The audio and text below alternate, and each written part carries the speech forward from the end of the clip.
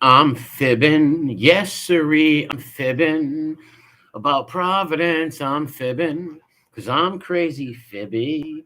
What's going on? Fair use, by. Uh, Welcome, everybody. Make sure you hit the like button, come back and leave a comment. This is a video that was taken down by Gangland Podcast. I don't know much about the guy. He seems like a culture vulture. I don't know if he's trying to cover up for Fibby. I hit the guy in a video and tagged him last week and said, hey, I'm going to play your stream, your interview with you and Fibby. 5 minutes later, it was taken down. Taken down immediately. Jason Roscoe, what's up, bro?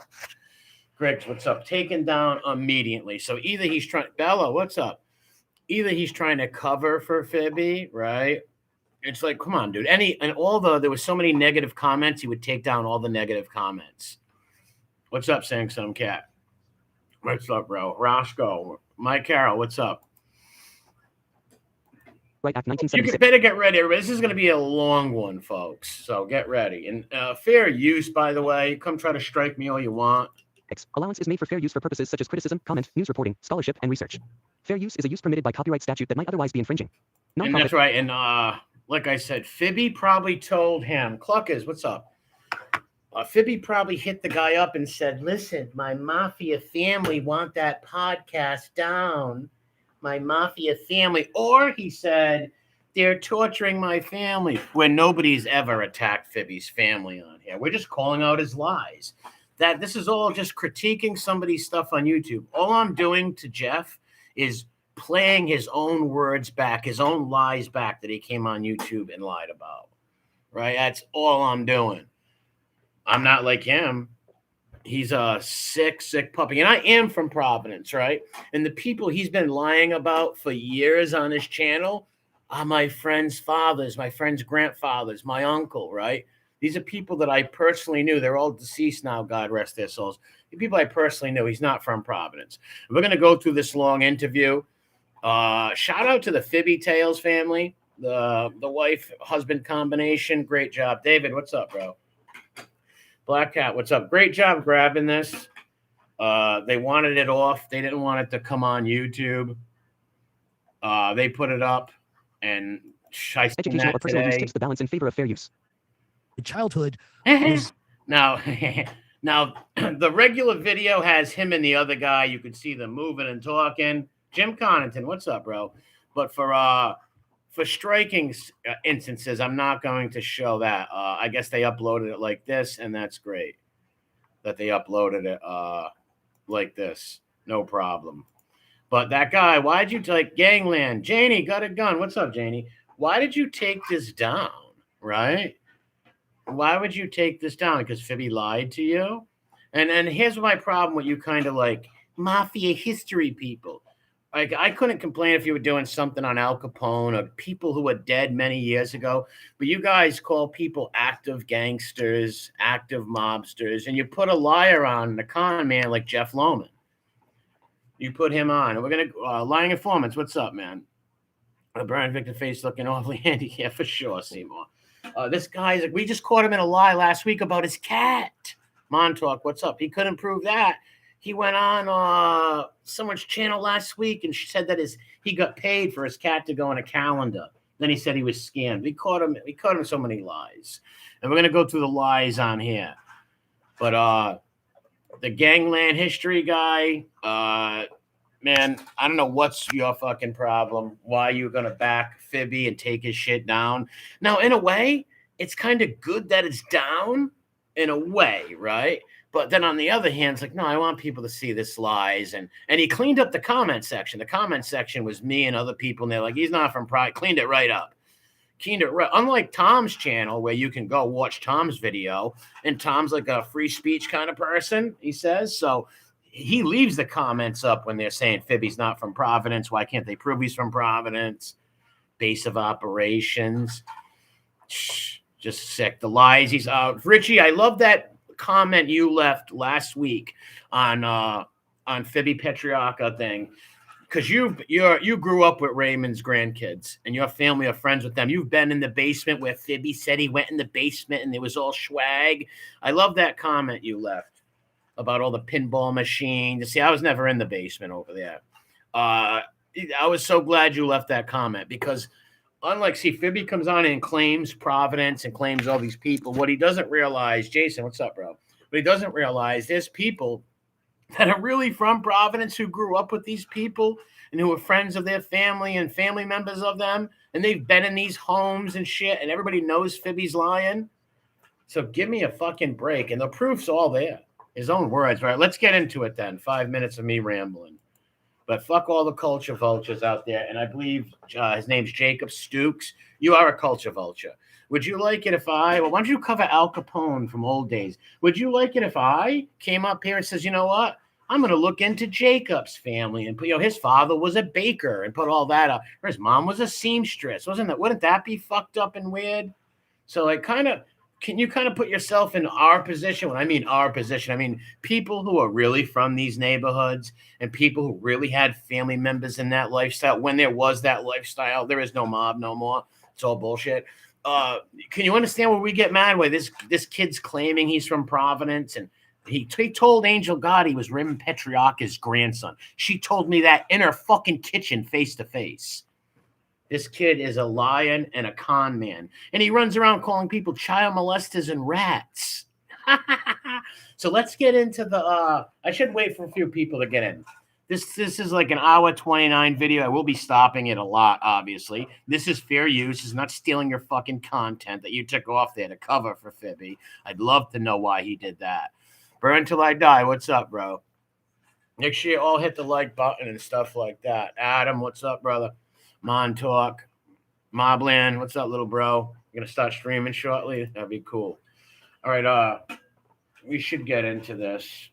Right, we should just jump right into the Fibbins. Fibby the cat man even lied about a cat. Unbelievable. All right, let's get into Fibbins. Let's make sure the volume's up. And shout out to Fibby Tales. It's in the description. The We Push Back website is in the description. I usually don't put the We Push Back thing up there when I'm clowning like locals, but this is relevant. These are mob humps and also fanboys who come out here and fucking call people mobsters and shit. So it's relevant. Very rooted in, a lot of people might suspect somebody's father might be like militant military. My father was easygoing, whereas my mother was, my friends have compared her to Joe Pesci because she foul-mouthed, F-word. All right, right there. We'll stop for a minute. What's up, D? Ken, what's up? He said that his mother, he said, this kid said he was going to kill his mother. He didn't say that. He said he thought about killing his abuser. And in the Tom video, when I do that this week, I'll show you that too. He said he was going to hurt it. So his mom was like Joe Pesci's mom. Joe Pesci's mother was a sweet woman in that movie, right? He tells us his mother was a bad abuser. That's why I call him Fibby Menendez. He actually said, and I have it on my channel in the shorts, he actually said, I was laying in bed at night thinking about killing my abuser, which is his mom, Fibby Menendez. But then he said wouldn't be right killing a parent or something. And the father CIA guy, Black Ops. I don't know if you heard that one, Gangland. What's up, Tom? How you doing? Biggs, what's up, bro? Beating up neighbors. That's just sort of how my mother was. And so I bounced back and forth a lot to Virginia Beach, which, people come out of the woodwork and tell you that. I've never hidden that. But the base of operations for me has always been Providence, Rhode Island. So. And that's a lie. He didn't bounce around up to Virginia Beach. No, he went to school in Virginia Beach, got his yearbook pictures, the whole nine they posted. He never lived in Rhode Island. Let's give him the benefit of the doubt saying he visited once or twice. That doesn't mean you're from here, right? What's up, Co-Train? And Fibby Nate, what's up, David? He's not from Providence, the base of operations, and his mother's beating up. It's all lies, man. Pretty easy childhood. I can't really, I could complain, but who'd want to listen? He just said really easy childhood. That's not what he's been saying the last year, that he's been abused. His mother was a vicious abuser, he said, which I don't believe. If the woman's nice enough to adopt you, why is she going to do that? So real good upbringing. But he says he was abused really bad. Contradictor and shit constantly. That shit, you know what I mean?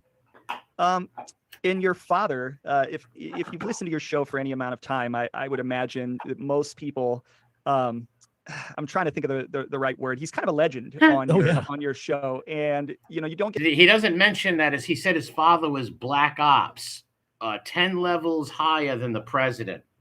The lies. His father threw 90 M80s out the window, M90s, and it blew the windows. Just so many lies. And he said both of his adopted parents were both Navy guys. I mean, his adopted father and his biological father were on the same Navy ship.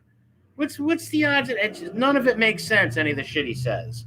And he has this dad was in the Navy. Yes, he was. And God bless his dad for that. But he shows no respect to his father. He hangs out with stolen valor guys. His mom didn't beat him. His mom was that's what Jarrett said. Shout out to Jarrett Ham. Jarrett Ham, who grew up with Fibby, who has his yearbook from Queens Anne's middle school or high school. He said the mother was nice. He said the mom, he never heard about him being abused. Fibby said it. He went to school with bruises all over him. We'll get to that. Sassanino, what's up, bro?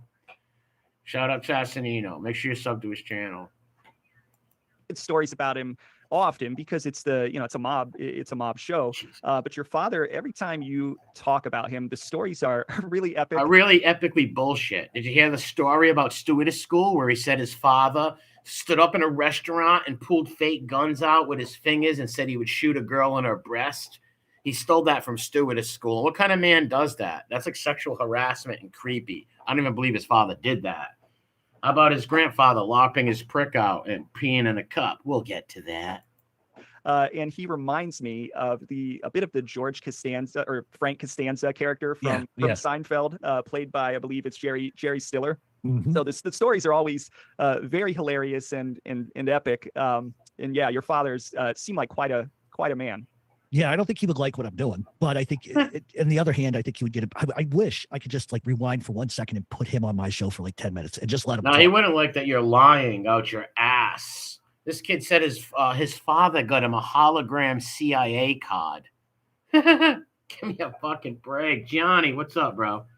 See people in my chat, Jacob, Gangland Podcast. A lot of these people are from Providence or New England, Boston, Springfield. They know he's lying.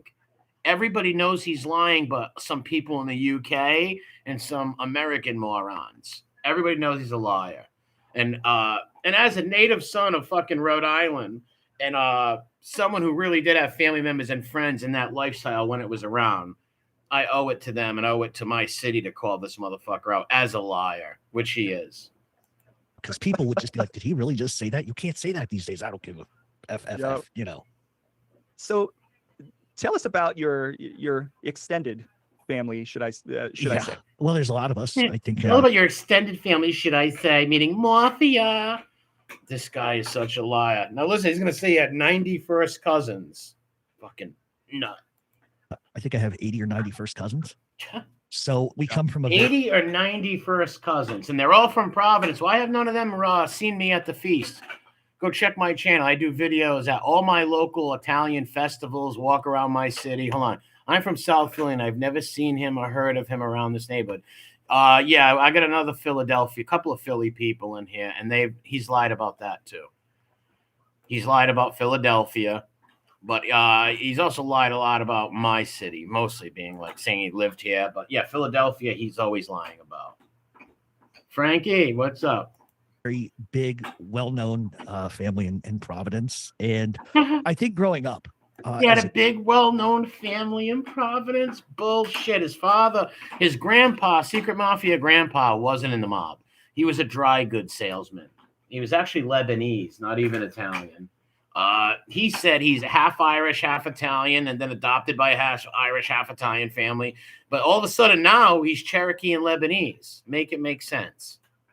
Kid, you never look at things in terms of, excuse me, does this uncle got money? Does that uncle got money? You don't see things. But I knew enough to know they had the biggest houses I'd ever seen in my life. They had the nicest cars I'd ever seen in my life. They never seemed to go to work, but they always had the knot of money in their pocket. And there was always a deal somewhere. Let's go down. There was always a deal somewhere. Let's go down to Atwell's for a hot suit. This is pure fabrication.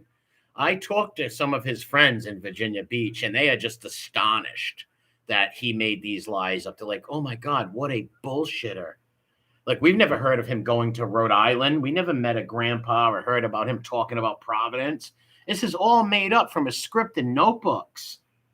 Manila Gorilla, what's up, man? Hey, Teach, what's up, Teach? He went shit when it was revealed. Yes, that's a great point. Teacher made in the chat. When I came out, he knew I was from Providence with my accent. He stopped talking about Providence then. And then when I was doxxed by him and his friends, which I no problem. Hey, I was going to come out and do it myself anyways at the end and dedicate the channel to Rudolph Sciarra and Rocco Argenti. He stopped talking about that shit. He's a sicko. Lies. Let's go down to Atwell's and get a hot suit, or let's do this. Let's go down to Atwell's and get a hot suit. No one even talks like that. That's good. This kid is full of shit. He's not from Federal Hill. His family's not from Federal Hill. His grandfather lived in Newport, and he had a house on Medina Ave. That's over near the State House in Rhode Island. Totally not Federal Hill. And watch the lies I decimate in this video. I'm going to decimate his lies.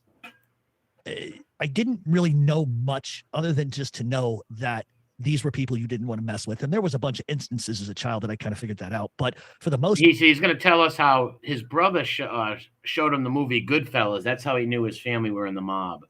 And him Atwell's hot. People don't talk like that, man. Listen, when you're a little kid, you can ask people in my chat. Their fathers were so-called fucking made guys and stuff. The feds called them, right? You don't know that shit as a little kid. You don't see none of that and hear none of that. That's all bullshit, man. I mean, I can only imagine from the outside looking in what that must have looked like to other people. Wow. And I found out, through that like beach story that I've told on my show, what other people thought. But it was a normal. That beach story changed 5 different times. First, he said it was just Secret Mafia Grandpa, and then it was Joe Badway. Joe Badway's not his cousin, all right? And let's just give Fibby the benefit of the doubt and say Joe Badway is like a 4th or 5th cousin with his adopted family. He didn't know Joe. He wasn't around Joe at all. As you can see, when he says his grandfather tells him to watch out for Joe. Why would he say that? Why would a grandfather tell a little 7-year-old kid, hey, you better watch out for Joe? It's fucking ridiculous. Joe Badway wasn't a bad guy to children or nothing. Existence for me. It really was. I mean, I was very naive to everything. And it's very foreign to my experience because of course it's foreign to your experience. That's why he fooled you and tricked you. Or are you going along with it for the views and all that shit? So Jacob, Gangland, are you going along with it? I don't get you, pal. Grew up in a very small town, very country Midwest, so it's very foreign to my experience. But I would have to imagine that it's like being a little bit in a bubble. Where no, not really. No, not in a bubble. I've known people, they didn't know their uncles or their dads were gangsters until they were grown adults. There was no bubble. They lived a normal life like anyone else. They had normal parents like anyone else. This shit comes from this guy's imagination of what he's the cable guy. Cable guy. Is your name Larry Tate? No. Give me a break. When you're inside that, you don't necessarily have the understanding of what's going on outside the bubble. And it seems like it's outside the bubble. What's he talking about? What the fuck? Something that just kind of consumes, it's all encompassing and just consumes everything about your life. No, Jeff's trying to portray that he lived in some mafia family. He gets that from the Dominic Montiglio documentary. That's where he gets that from. Listen, nobody had to worry about people hurting their families or children and nothing like that. There's no bubble. This kid's a psycho, dude, and he's lying to you. He is feeding you feces, and you're eating it. You took this video down after I tagged you in it. I'd like to know why you did it. Now, if you did it because you realized he's a liar, well, then I will apologize to you and say good job. But if you did it to cover for him, or did he lie to you and say his mafia family in Providence don't want that up? Because that's not the truth. I mean, the only thing that I look back, there's a lot now that I'm an adult, I can look back and say, oh, how did I miss this? How did I miss that? But there was always somebody dying. Listen to this crock of shit. There was always somebody dying. Bullshit. I grew up right in Providence, and there's like 3-4 people in my chat who had family members in that lifestyle. It wasn't somebody always dying. Listen to this. All comes from movies. Listen to how he explains this. This is sick. Consumes. It's all encompassing and just consumes everything about your life. I mean, Gianni, it's more like he asked him to take it down because He fears that you'd blast it. Yeah, but here's the thing is, if you put this up and did this Jeff went on here and did this video at 8,000 views, wouldn't you be proud of that?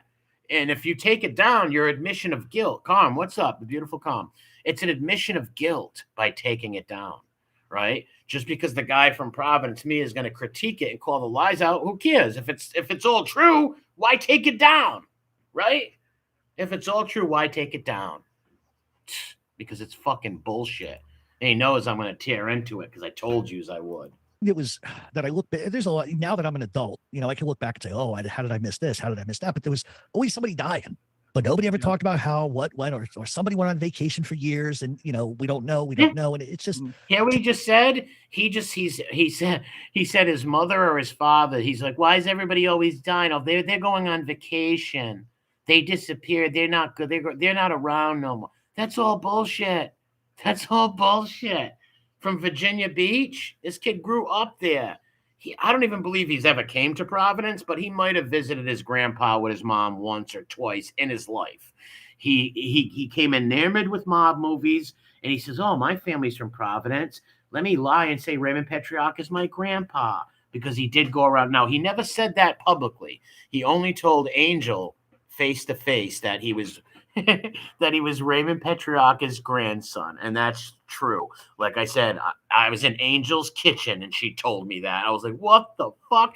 She's like, yeah, he's sick. To me, that was just commonplace. It was, things like going to Dell's Lemonade. Like if people ever go to New England, Dell's Lemonade. Oh, my God. Everybody knows Dell's Lemonade's popular up here, but actually we'd be going to Mr. Lemon and other shit like that, too. But listen to this shit. He wants you to believe that. He is nuts. Like Rita's, it's the best thing ever. Like we were driven by somebody to go get Dell's when I was 5 or 6 years old, who was not my uncle, but I called him Uncle So-and-so. Do you listen to that? So at 5 years old, some guy drove him to Dell's, and that means he's a mobster. This is all bullshit. He's trying to give this guy an image of, I don't know, some fictitious mafia family where kids are fucking worried about getting shot, all this weird stuff. Yeah, I know. Look at his eyes, a stone killer, ain't it? This kid has said, he actually had the balls to say, and I think it's in this interview, that when his trial was going on, he had somebody hold somebody at gunpoint through his whole trial while they were testifying. This kid lies so much, said he was shot twice. It's sick. It's really sick. But make sure you hit the like button right there. The Cash App's up at the top, Fibby, if you want to donate, Jeff. So it's one of those things where probably outside of that bubble, people would go, oh, we know what that is. But I had no clue. To me, it was like everyday life. It was normal, Yeah. And so tell us about your grandfather, who I don't think you've ever shared his name, nor am I asking you to. No, because he can't. Because if he shares the name, people are going to know that guy wasn't no fucking Italian-made guy. You fucking nuts. To share his name, but I think it's fair to say he was probably a member. And so I'm sure. No, he was not. No, he was not. What's up, Teresa? What's going on? Hashtag pals. The life of a mafia prince, Ken. That's what he wants people to think. Yeah, Peepaw Grandpa, the man with a pecan.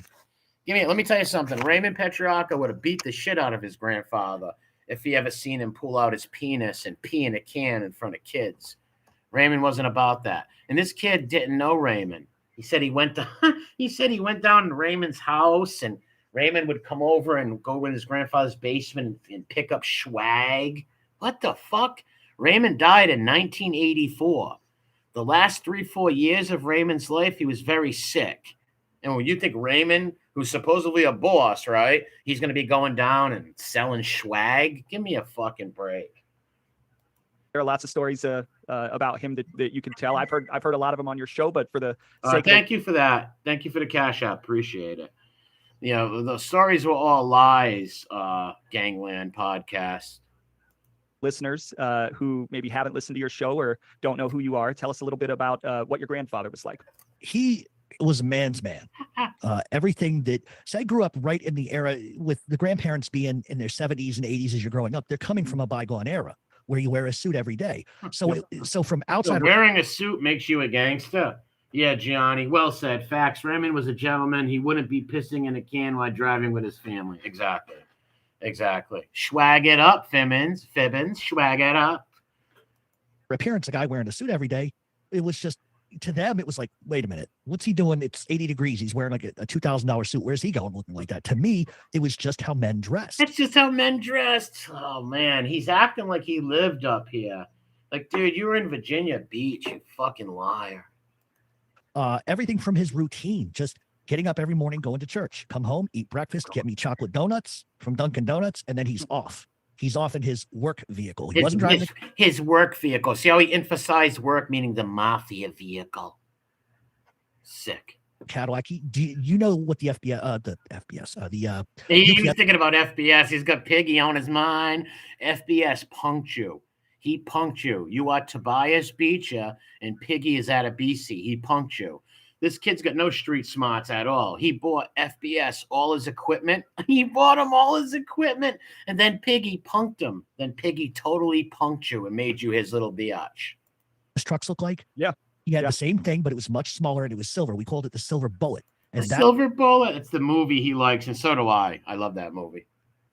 That's where he had stuff, swag and doubloons and hidden compartments and all that kind of stuff. Doubloons! There's the doubloons. Oh, my God. So now I thought the grandfather was driving. No, the uncle and his father. The doubloon story comes from this. His father and his uncle were driving in a truck, and all of a sudden, golden doubloons just came out of the roof. Give me a fucking break. He would go out every day, come back at noon, take a snooze down in the cellar because it was warm, smoke a cigar, and then he's gone. But he was home every night by 6. This is a man who I never. You didn't even live with him. You weren't even around that guy. Your grandfather. Grandfather lived up in New England. He didn't fucking ever be with his grandfather. He never even spent the summer up here. He doesn't have any friends. Not one person from Providence or from Rhode Island can say, yeah, I knew Jeff. You know, I used to go to Virginia when I was a kid for a few weeks in the summer. You know, I know a couple of people down there. You know, that's about it. I'm not from there. That doesn't make me from there. Neither is he. Use the F word ever. I never heard. Now, if he did, I'm sure it was in other languages, and I'm sure it was in the other room with the guys. Other languages? He's trying to act like his grandfather spoke Italian when he was a Lebanese man. Shout out to the Lebanese. They came over. But I never heard him raise his voice. It was sort of like, I don't want to use the term like, we were the Cleaver family. The Cleaver. How can he say the Cleaver family and all this stuff when he's told us many times that the mother abused him? You don't know. He said, you don't know what it's like going to school with bruises all over you. And he was abused by the mother. He's Fibby Menendez. He thought about killing the woman. Come on. So how can you be the Cleavers when on one hand you were abused, your mother was the monster? He said right on Tom LaVecchia's channel, I'll play it this week. He said that his mom was taking a heart attack and he waited 4 minutes to call 911 because he looked at Tom. He goes, Tom, because the monster must be stopped. So how are you the Cleavers on? See how the stories are all contradictory? But he just carried himself in a way that men don't carry himself. And I know that now, but to me, it was kind of like he's kind of. All right, how about this? All right, let's just lie and say Fibby was around this grandpa and shit. Well, you didn't learn shit from him, bro, because you run around this bitch like a little coos, like a little snitch bitch. When I was a kid, like he walks women across the street, he tips his hat, he opens doors. If a woman's upset or if a woman walks in. He's such a classy guy that on one hand, he's going to tell you all this classy shit, right? But then on the other hand, he's going to tell you how his grandfather whipped out his prick. That's his words, not mine. LARPing out his prick, pissing in a pecan as they're all racing the Solomons. Well, first the Petrarchas to Newport Beach, which is bullshit, and then racing the Solomons to the beach. And then he said his grandfather had a personal parking spot reservation just for him. Well, then why would he be racing anybody to the beach? All lies. And I'm sorry, this is not picking on him. This is not cyberbullying. When you come out here and make lies up on YouTube, people have the right to critique your lies and to call you out on them. That's all I'm doing. I'm not harassing him or his family. I don't want no one to hurt him, beat him up. I don't wish nothing bad on him. I'm just calling out the lies of a person fucking bullshitting, lying about my city and people I knew. Motherfucker. the room, he stands up immediately. These are all things that I learned from him, and that's a bygone era. But you learned what? The only thing you probably learned is peeing in that can, because you do not conduct yourself like a stand-up person or a good man or a decent human being at all. for the most part, he just liked to sit at home smoking cigars and watch Sanford and Son at night. That was sort of Gianni. Yes, Raymond was pretty much laid up since 78 or so. He was, yeah. I don't know what year he got real sick, but Raymond died in 84. They buried him at Baraducci's funeral parlor. Right, my aunt Shirley lived on Grove Street. I know just where Baraducci's ain't there no more though. But he would have been what, fucking 7 years old when he died. of his thing in Boston Bruins hockey, but that was his thing. But he was a very giving individual, and They gave a lot of piss to that can. Fibby, did you hold the can? You catch friendly fire when he was peeing in the can? And Gangland Podcast, if you don't know what I mean by peeing in the can, Jeff, in his own words, said that his grandfather used to lop his prick out, piss in the can right in front of the whole family. Show before when he passed away. We were cleaning out his basement, and he had a wine cellar, and basements in Providence sometimes have kitchens. And I was in the wine cellar playing, and there's all these cardboard boxes, and they're the type of boxes that are the 10-foot, or not 10-foot, but like 3 feet tall, 2 feet wide. Listen to this whopping lie. Like put the what's up, Rat Trap City? What's up, Hev? Dresses, suits. If you're moving, these were all filled with cash. Wow. And each box was destined for, one said Christmas. So there was a smaller box filled with $100 bills just for Christmas. Any of you believe that? Like, yeah, there's just boxes laying around with all this money, right? All this money, and little Fibby's playing around and finds it all. Let's go into Jeff's fictional mind. If there was all that money, it would be hidden well, right? Not where a little kid could get it or doubloons flying everywhere. This is all made up bullshit. And it's all catching up with him. Why do you think he went nuts after Joey Marlino outed him as a freak? He changed the name of his whole channel. You did this to yourself, you liar. And that was to all the grandkids, to the relatives, to then there was a box for charity. There was a box for charity. So each box with all these hundreds of dollar bills had things on it. Your grandfather was a legitimate businessman, a dry goods salesman. I'm sure he had everything done by banks and shit like that. You inherited money from him. You went on a vacation. Jared Ham told us you went on a vacation to Europe with the money you inherited. So that came from a fucking bank, not no fucking boxes with money. What's up, Yanks, my bro? All in total, I think when they finally settled his estate or something like that, it was something like north of $35-40 million. Now that's not money that some. I believe he's a trust fund baby that still gets some trust fund money. Can't prove it, but somebody that's a alleged dry goods salesman makes. It's just, you know what I mean? So yeah. But I think by all accounts, I mean, he was the most honest, tough, big man, 6'3", 240. Played semi-pro football in the teens of the 20s. All right, see, played semi-pro football in the teens and the 20s, but he said he was an upcoming gangster back then and all that shit. So many contradictory things.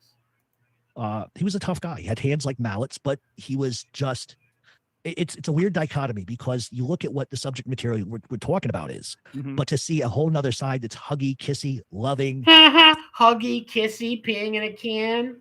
To see a whole other side. So the world sees my grandpa as this vicious killer, gangster, mobster. But I knew the kissy and huggy parts. Wow. You may have been holding his prick. Maybe you did hold it.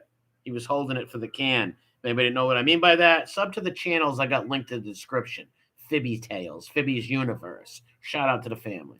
Passionate. It's an oxymoron in a lot of different ways, but that's. Oh, this is an oxymoron, Jeff. I always say people in that lifestyle are very good at I can't even say compartmentalizing that word. I can't ever say it, but they're really good at doing that.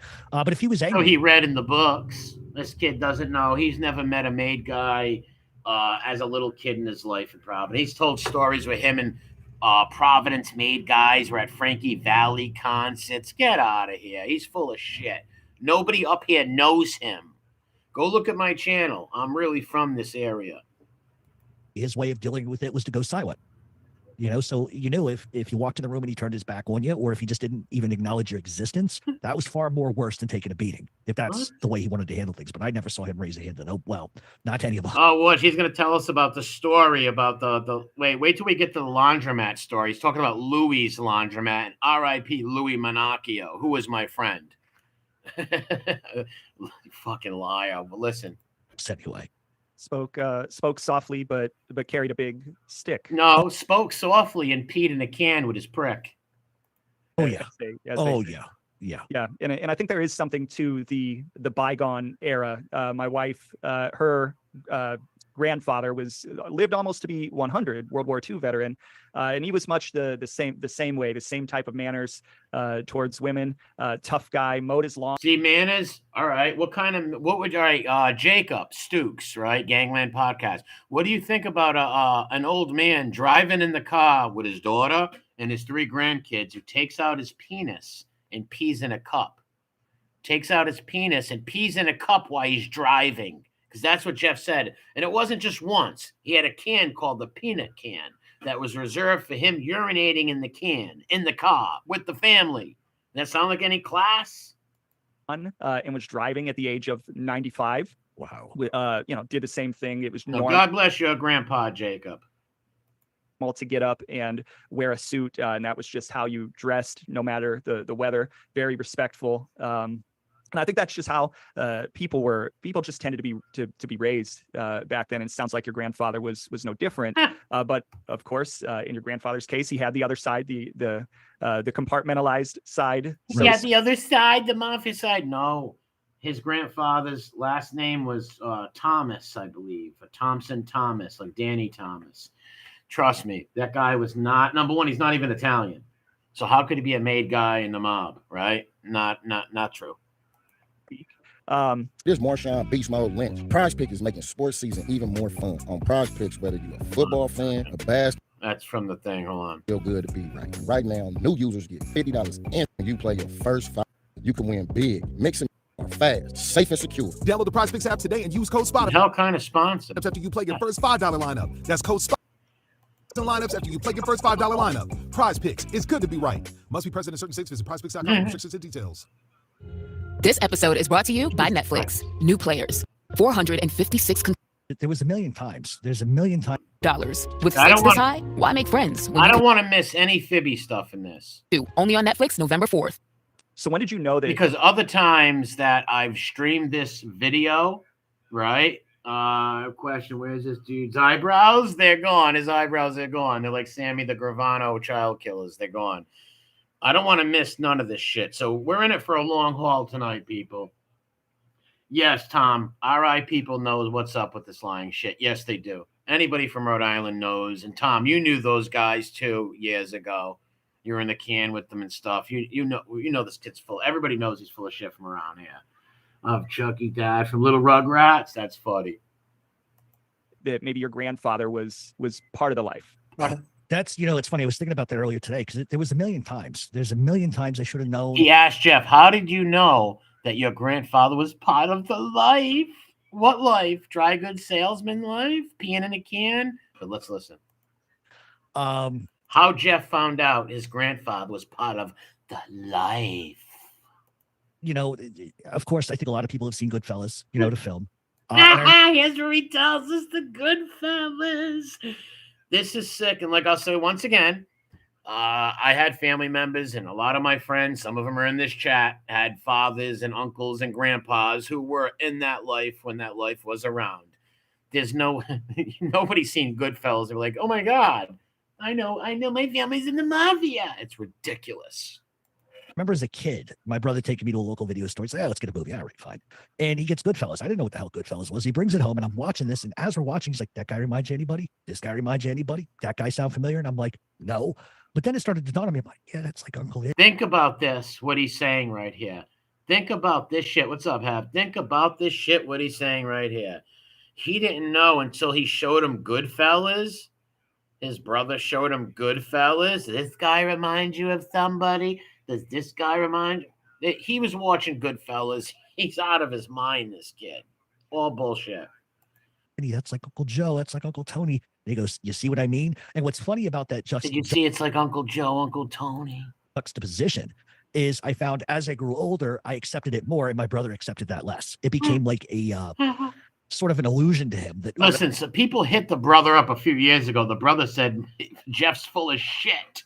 He is, Red. He is the cable guy, Red. He is the cable guy. Rat Trap, amen. It's absolutely ridiculous. Producer commentary, a Goodfellas DVD. I don't know, man.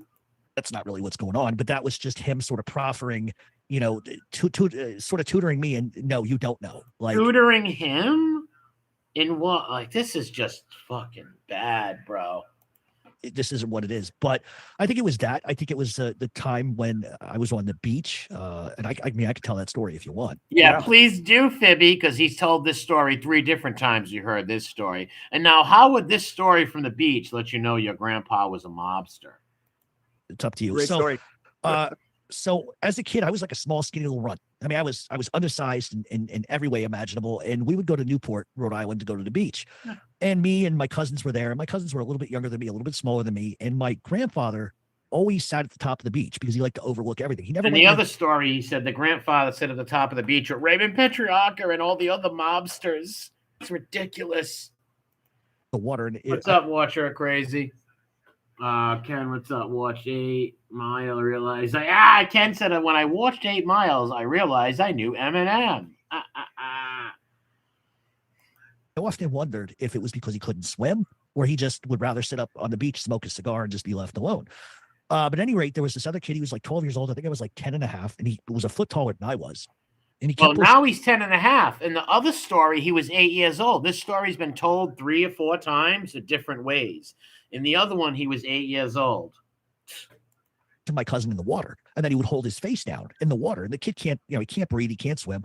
And after like 1 or 2 times of like telling this kid knock it off, I hauled off. What a pussy. Someone's drowning your cousin. Please stop. Can you please stop drowning my cousin?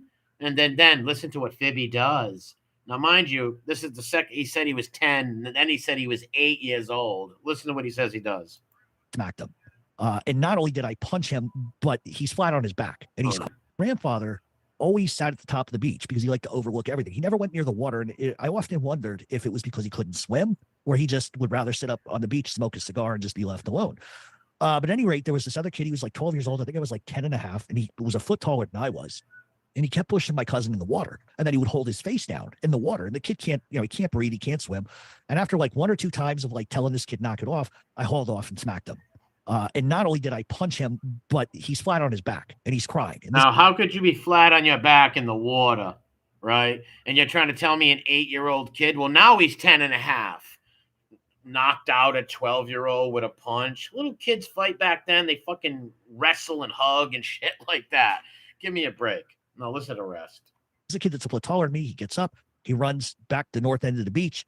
And I'm like feeling pretty good about myself. I gave a kid a good, 1-2 or whatever. I gave him a good 1-2. Look at the howdy doody talk. The precocious little freaks howdy doody talk. I gave him a 1-2 and I was proud of myself. Now watch how this contradicts. Listen. As kids usually do, thinking nothing's going to happen. It's not a big deal. About 35 minutes later, I look down the beach. I see this kid coming. I see his father and I see his mother who's already screaming. And my mother starts to kind of see what's going on. And she walks over. And this lady is like, your son's a bully. He's a creep. He's, just going up one side and down the other. And my mother is not the most rational person in the world. So rather than diffuse it and say, I'm really sorry, let's start it, she just starts flying off the handle. And I guess my grandfather. Yes, he's lying. HP. Because, and the other time he tells a story, he says, why the lady's walking up in his head, he's thinking of all different reasons why he could say he hit the kid. It's like, well, you should just tell the truth. You were defending your little cousin. Nobody would be mad at you for that. Sees all this going on, and he witnessed the whole thing. So he starts to come down the beach. And keep in mind, my back is turned to him. I'm facing the water. And I guess he gets closer, but all of a sudden, this lady's eyes get as big as a deer in headlight. And she's like, I'm sorry. You know what? You're right. My son was out of line. And she's like shaking his arm and smacking him, saying, don't you ever disrespect, blah, blah, blah, blah, blah. And I'm like, what the heck is going on? And I turn around and I see. So that would make you know that your grandfather was in the mob. And if your grandfather was in the mob, he'd be pretty low key, right? Your grandfather was never in any newspaper clippings. He was never on the news like Rudolph was, or like Damien's dad was, or like Louis was. They were never in the news your grandfather was never in the news be calling a wise guy or a mobster or anything like that. Never had any cases. So how would this lady know he was a gangster, right? How the fuck would he know that Mr. Thomas was a fucking gangster? Give me a break. My grandfather, and then it dawned on me. She was terrified of him. Yeah, she was terrified. Maybe he had his prick still out after peeing in the can. Einstein, what's up? German Shepherd life, baby. He just sat there, just smoked a cigar. Hold on, Karen, the heavy-set snitch. Your father's a child. Justice for Alan Kaiser. Your father's a child killer, Karen. Listening. And he wouldn't have been the type of guy to say anything to them. He would have been like, nope, my grandson's wrong. He shouldn't have done this. So after they leave, I think I'm going to get in big trouble. All right, once again, contradictory. Why would the grandfather do that? Like, he should be proud of his grandson sticking up for his other grandson, right? So why would, makes no fucking sense, right? Why would he think the grandpa's going to be mad at him? You know? My grandfather grabs me by the arm, starts heading back up towards his chair, and he looks at me and says, you did the right thing. Listen. You always defend your family no matter the cost. He said, but you did one thing wrong. Listen. So what is that? He goes, you did it in front of people. Don't ever do anything in front of where anybody can see you and report. He goes, imagine if we weren't here. That story would. Now, listen to this. Now, imagine telling your grandson you should never hit him in front of people. They're at a whole beach with all these people. His little cousin's being drowned. What else he supposed to do? Of course you're going to punch him in front of people. Why would he say to him, you should never hit somebody in front of people? What the fuck? He's drowning the fucking little nephew, grandson. Why wouldn't Jeff stick up for him, right? It's like, give me a fucking break. Been, you just walked up and clobbered that kid. So always put yourself in a situation where people can't give different stories about what's happening, because if you do all right, and so if you listen to your grandfather's explanation right there, he would have drowned your cousin, right? He would have drowned your cousin. Your grandfather would have never even have said that to you. He would have said, good job for sticking up for your little cousin. Now, he got that from Black Mass. that, you're going to jail. And I'm like, okay, you know, I don't know nothing about jail at that point, but it was a lesson that I learned from him is if you never want to hear anything you say played back to you in court, don't ever open your mouth to nobody. You should have took your own advice on that, Fibby. You should have never came out here and made lies up about where you're from, who you are, your grandpa, your father, all the lies. Hey, gangland dude, Jacob, do you know that he says his father was a black ops, 10 times higher clearance than the president? Jesus. Just the way he was. He was from a different era. A different era. A different era who lops their prick out and pees in a can. That's a different era. Yeah, I think so. I call it a perverted Sodom and Gomorrah era. And that's actually a good segue because that story involved your mom and your grandfather at the same time. Yes, have. Exactly. Always trip on lies. They always do. Ian, what's up, bro? Mandy, what's going on? Time. And there's a really infamous story of your mom maybe taking your grandfather's car and having things. Oh, this is gold right here. Watch me dissect this like a scientist. Bill MRE Nye, the science guy. Watch you do. Now listen to this story. How this makes no sense. Not quite work out, or maybe some anti-theft going off unexpectedly. Yeah, and that's another prime example of Providence for you. Like when I try to explain Providence, I talk about South Philadelphia all the time as being an enclave of Italians that look out for each other. That's how I explain Providence. And watch this shit. And everybody knows everybody's business. That's the way a lot of Brooklyn, like New York neighborhoods were. It was the same in Providence, the same in South Philadelphia, even today. Motherfucker, you're not from Providence. You don't know shit about Providence. What elementary school did you go to? What middle school you go to? What high school did you go to? You went to school in Virginia. Jared Ham showed it. But my mother had borrowed my grandfather's Cadillac, and it was started prior to her getting into it. So it was no big deal. She just put it in drive and go. We were going up to Federal Hill. Maybe we were going to Anthony's bus stop to get cold cuts or whatever. And we went in there. We start driving up. You know, she's talking about whatever, chain smoking with the windows up. You know, you can't do that. That comes from Donnie Brasco right there. What's up, Grumpy Chow Chow? Today, but we pulled in front of Anthony's. I went in, got some stuff, came back out. She's, well, I'm going to run over here. It was like a nickel and dime dress store. And she's like, I'm going to go in here. You'll be all right, blah, blah, blah, blah, blah. She turns off the ignition. Okay. She leaves. I'm sitting in the back seat. It's summer. It's hot as crap on those leather seats. So I'm bouncing around like a typical kid, you know?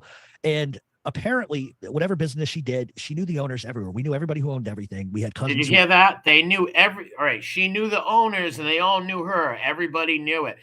Another time when he told the story, he said it was the butcher who recognized him. But let's keep going. Owned an awning shop up on the hill. And she comes out. And apparently, I guess when she went in the store, and this is impertinent to the story, is that I guess the owners weren't there at the time. What? So it was somebody new, so they didn't recognize her. Well, she comes back. She gets in the car. She starts it up. All of a sudden, windshield wipers start going to the. All right, wait. They didn't recognize her, but they'll recognize you. You were what, 5 years old? How does somebody not recognize your mother, but they know who you are? Starts blaring, burp, burp, burp, but the car started. So I'm 10 years old. The horn's going crazy. The wipers are going. The lights are flashing. Right, 10 years old. And she's like screaming because she doesn't know what the hell she did to the car. Your grandfather's going to kill me. I don't know what I did to the car. I said, just drive. The problem is that because the people inside recognize the car, Listen, but they didn't see my mother get in the car, they think I'm being kidnapped off the hill. all right, let's break that down for a minute. Off the hill. Okay. If somebody's seen, they had to see the car drive and somebody get in the car, right? Right? They had to see the mother get in the car. How don't they know who the mother is, right? Everybody knows them.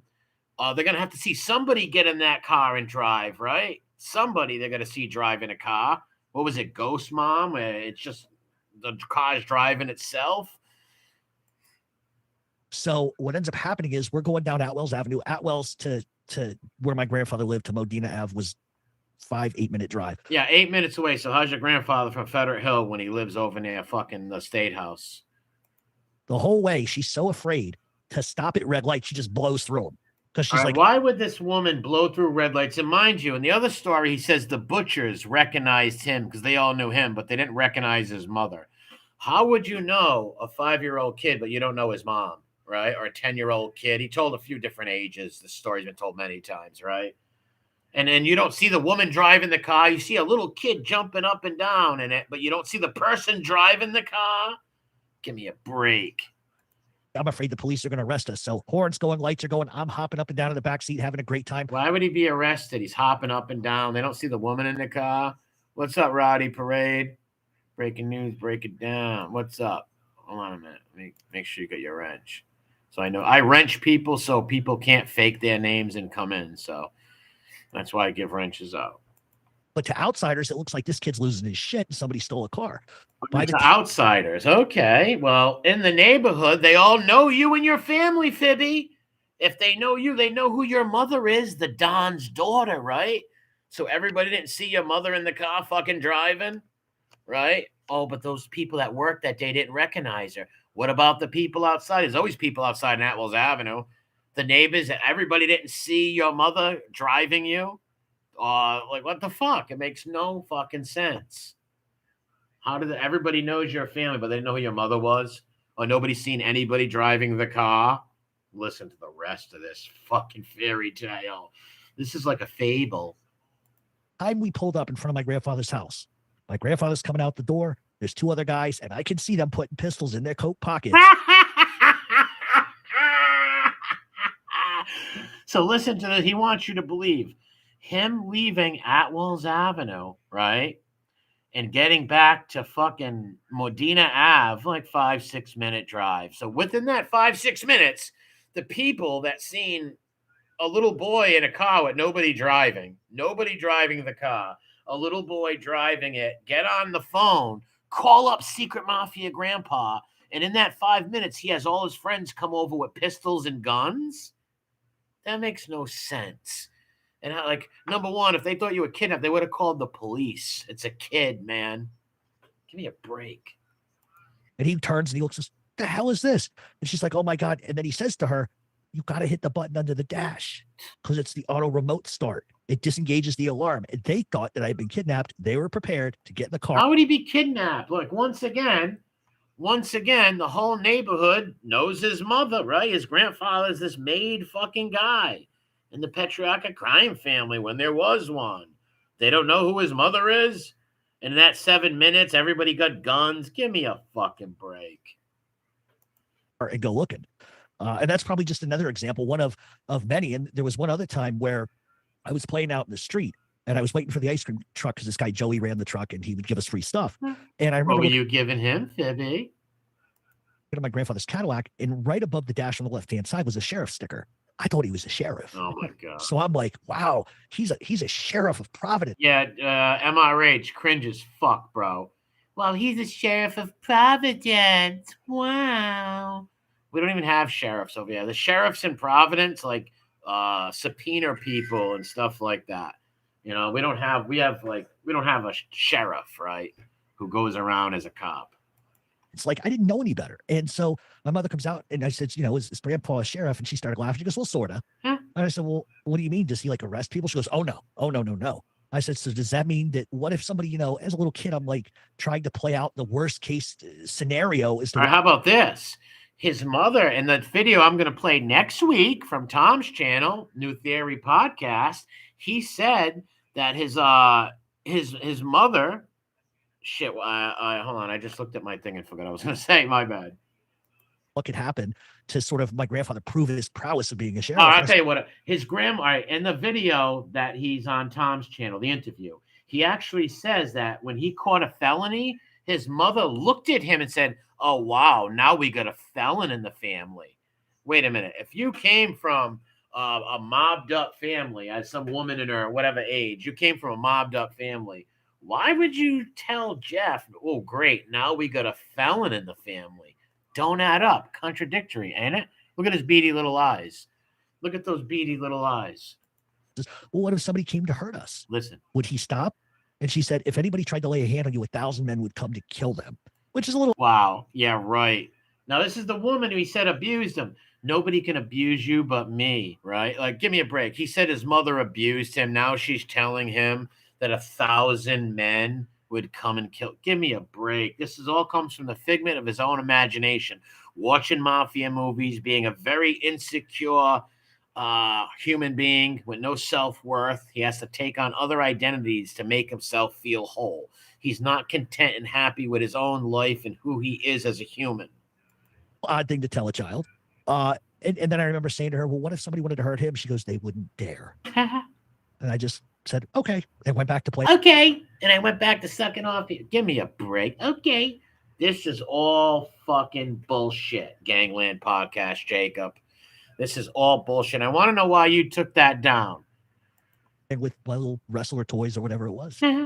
So, and this is definitely not a planned question, so you don't have to answer it. But Jeff will answer it. He loves this, Jacob. Jeff is getting high as Jeff is telling you these stories that you believe. He's getting high off this. He feels something. He feels special. You give him a high by believing his shit. Did your grandfather, and maybe I'm gonna guess he probably never talked about it, but maybe it's something you heard about. What was his life like growing up? How did he become involved in the life? I'm gonna assume the time frame is 30s, 40s, 50s. How did he become involved? I think as a result of a lot of racism. I know that sounds little. This is where he comes in about Irish racism. He said that Irish racism made his grandpa be a mafia guy. Give me a break. Now, was there a rivalry between the Italians and the Irish? Yeah, there was. But Federal Hill was a little Italian enclave. There's no Irish guys beating you up every day. We need to join them up. Hey, ever hear of Judge Caprio? R.I.P. to Judge Caprio. Judge Caprio never had to join the mafia because of Irish racism. And he grew up right on Deep Pasquale Ave up the hill. What are you talking? I grew up next to my Aunt Anna. R.I.P. Judge Caprio. Zip, what's up, big bro? Odd to say, but there was a lot of Irish in Providence, and people of like thoughts and like minds kind of congregate together to protect each other, to protect their businesses. But my grandfather was a little different because when all the kids were going to school with their nickel for their lunch for the week or whatever it is, my grandfather would refuse to eat. He would not eat it. He wouldn't eat lunch at school. And instead, and this is God's honest truth, at 11, 12 years old, my father was saving those nickels and he went into the city, into Providence, and found a stockbroker. This is an 11 and 12-year-old kid. Because when my grandfather passed away, just the amount of stock in Apple and Daimler, Chrysler, Texas Instruments was, and this isn't the exact number, but at the time of his passing, now, if this is true right here, he was a legitimate business guy. He wasn't a fucking gangster, right? He was a semi-pro football player, gangster. Listen to the whoppers he tells. got somewhere north of 275,000 in stock. Okay. Wow. And there was 30 of us. If you do the math on that, that's a lot of money, right? Yep. But I think that my grandfather it's along ethnic lines, and I hate to kind of say it, but that was the time period that they were along. And his grandfather's not even Italian, bro. He's not even Italian. And I think that a lot of people stuck together because it was just integral to survival in those days.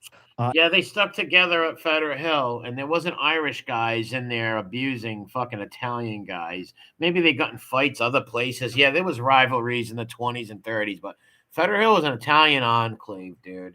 Just like later on, he's gonna tell us how his grandfather threw a guy through Louis Minacchio's laundromat window, and I'll dissect that. And listen, the teens, the 20s were a tough time, and he came from a large family himself. He had 8 children himself. So I think he was one of 9, and my mother's one of 8.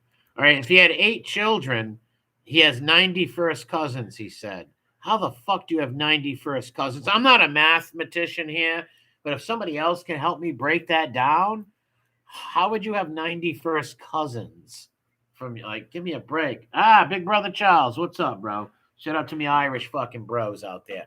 I'm a real half Irish, half Italian guy, right? I am like he says, he was adopted by a half Irish, half Italian family, and he was born to a half Irish, half Italian family. Bullshit. And what's the odds of both of his fathers, biological and adopted, being on the same Navy boat? Don't add up. So I think that you're almost forced to, and I'll tell you this much. Rat Trap City says 10 kids each. That's 9 kids each.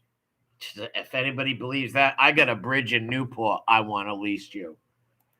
He got into Boston College. He could have gone to college, but he knew his family needed money. And that is just sort of what dictated that he became a quote unquote businessman. That's what dictated he became a mobster. Wow. This is all fucking bullshit. I'm glad there's Providence people in here right now and some New England people. That's what they all referred to themselves as, businessmen, who never went to work, didn't seem to have an office, had the nicest cars, took the nicest vacations, and could press a button and problems got fixed. He could press a button and problems got fixed. Like the pecan. Yeah, and I think it was, especially in that times, I did an episode on the small dones, and I know the small dones were the small dome. Richie, yeah. Do you have a beach house in Newport you can lease me? Well, Richie, like I said, Richie's family actually grew up in Nose, was very close with Raymond Petriarca's family. And when Fibby made the lies up about going in the basements and hanging out at Raymond's house, all lies. Go look at the comment Richie left in my other cat video on Fibby. Not necessarily mafia per se, but they grew up along the same lines in terms of big family, big Italian family, had to work at a very early age. I want to read what Double Agent says for a second. More importantly, how don't any of the Providence people know of any of them in a small city? Yeah, well said. In a small city like the smallest state in the Union, right? Rhode Island, the smallest state, and Providence, a very small city, right? What the fuck? How don't you know anybody? Nobody knows your family at all? You know how many years that me and all my friends around here, people who had grandpas that were in that life, fathers, uncles in that life, we always used to ask each other. Matter of fact, I used to have this conversation with Damien and Damien Argenti and Chris Petriarca, R.I.P. Who is this kid, everybody? Yeah, who is that guy? He's saying he's related to people around here. Everybody used to say, who is this moron? Who is this guy? Do you know him? Does anybody know him? Nobody knows him because he's not from here. Many, not just Italians, but everybody, yeah. Many kids at that age were dropping out of school. Amen, Ian. Scottish, Irish, proud. I'm proud of my Irish and Italian heritage. I'm half and half, full-blooded American. I am a full-blooded American, Italian, Irish American. I'm proud of it. Going to work early, Angelo Bruno in his episode was another, and it was just the times you had to work to support your family even at a very early age, and the concept of, hey, my parents are going to make money and provide for me that kind of exists today. And I'm in the thing you do, you go to high school, you go to college, then you go to your career. It was a lot different where families, in the 20s and 30s were just trying to survive. And yes, Jeffrey, they would have a field day with him, and this is fair use. So Jacob, you try to strike me. Good luck with that. And I would actually want to talk to you and to see why are you covering for this guy? Like all you wise guy humps do with your channels. You call them Mafia history channels, but yet you try to say guys are active and talk about fucking people. Use a sick covering for this low life. When people were leaving comments in the thing, you cleaned all the comments up. So they were nice comments about Fibby. member of the family had to Would be. you like if we pulled up your family members? You're like, well, his family's a seamstress or this or that. No, you wouldn't. So talk about stuff from the old days. Stop doing this dumb shit. Contributor Right. in Or some maybe ways, I should go live and have all my people leave comments all over your videos. shape or form. So that's kind of what I'm hearing. And some people, when it came to making money, they saw the Richie said Fibby reminds me of an old Star Trek action fig. Yeah. Gianni Culture Vultures 100%. Yep, just like Vlad, just like Adam 22, just like Trap Law Ross, all these they're culture vultures. They do it to the black folk all the time. They do it to the blacks constantly. And guys like this do it to our people. Use a culture vultures. Hey, why don't you go talk about Pretty Boy Floyd or some I don't know, Anglo-Saxon dude and shit. Shout out to my Anglos. I love yous all. Save England. But what the fuck? Well, why are you culture vulturing other people? Go do John Dillinger shit. Of the life and that's an easy way to make money if you're not coming from a very privileged background. That's an easier way to do it. And not only that, it's there's a certain allure. Over time. Yeah, that allure was made Fibby make these lies up. That allure, him watching fucking Mafia movies. Well, go check out what Joey Marlino did to him for not giving him a shout out. Especially if you grew up in the and make sure you guys sub to the channels that I left in the description. There's channels down there. There's a We Push Back channel. There's a Fibby channel. The We Push Back clips. Make sure you sub to them. Neighborhood, whereas some places you may look up to the baseball player, right? Or I'm trying to think of other professions, but they're all escaping me now. Whereas in these places, in places like Federal Hill, you looked up to the guy on the corner. Well, it's funny. Christ, not everybody. Listen, we had more doctors and lawyers and shit come out of Federal Hill probably than gangsters, dude. Honestly, Judge Caprio didn't have to become a mobster, right? Not to interrupt you, but I think you'll find this humorous. And I don't think I've ever said this publicly, but I can't. I didn't say this publicly. And now, so how my grandfather met my grandmother is hilarious. Oh, listen to this whopper lie. Yes. My grandfather was, quote unquote, doing dry goods. Okay. Yep. But he was going to Scranton, PA. He was going to New York for things. What's up, Brooklyn? Whatever. He met my grandmother outside of Scranton. And how he met her was she was a bootleg driver. Wow. And she was bootlegging liquor, or at least this would have been a little bit after. All right, that's not true. He also said, not in this interview, or he might, he said she also sold heroin. Let me tell you this. He actually got that story from an article in Detroit. He got that story from an article in Detroit about a young woman only driving around Detroit in the daytime delivering booze during Prohibition. Fibby says his grandmother was 15 years old driving to New York, all over. They would have pulled her over in a heartbeat because back then a woman breaks down, she's fucked. Somebody would have, what about other bootleggers? They would have wanted to rob her, right? There's no way somebody's sending a 15-year-old girl to different states with bootleg fucking liquor back then. Nope, maybe driving around in the local town. That evidently happened in Detroit. He stole that. I have the article and I put it up before. Go check it out. Right before Prohibition ended, she was 15. And the reason why they used her was because nobody on earth is going to stop a young female driving a truck. A male, absolutely, but not her. So she would drive the truck from Providence to New York to Scranton to New York. Even more, they would stop her because why is this 15-year-old girl driving this truck, right? If she breaks down, she could get hurt, blah, blah, blah. And what about other bootleggers robbing her? Hershey to Woonsocket to Boston, and that's how they met, which, and then I think they were married at like 2021, something like that. Exactly, Zip. Wow. Yeah. And so I'm just going to go out on a limb and say she must have been a tough lady because especially at 15, bootlegging was. She was never bootlegging, dude. Jacob, why don't you go Google an article about a 15-year-old Detroit girl bootlegging? I have the article on my community tab. Not an occupation that was without danger, right? It was a dangerous thing. Yes, it was dangerous bootlegging. Joey, what's up, bro? It was very dangerous. So who would ever send a 15-year-old girl to drive to different states, right? Overnight, who the fuck would send a 15-year-old girl to do that? And somebody would have robbed her.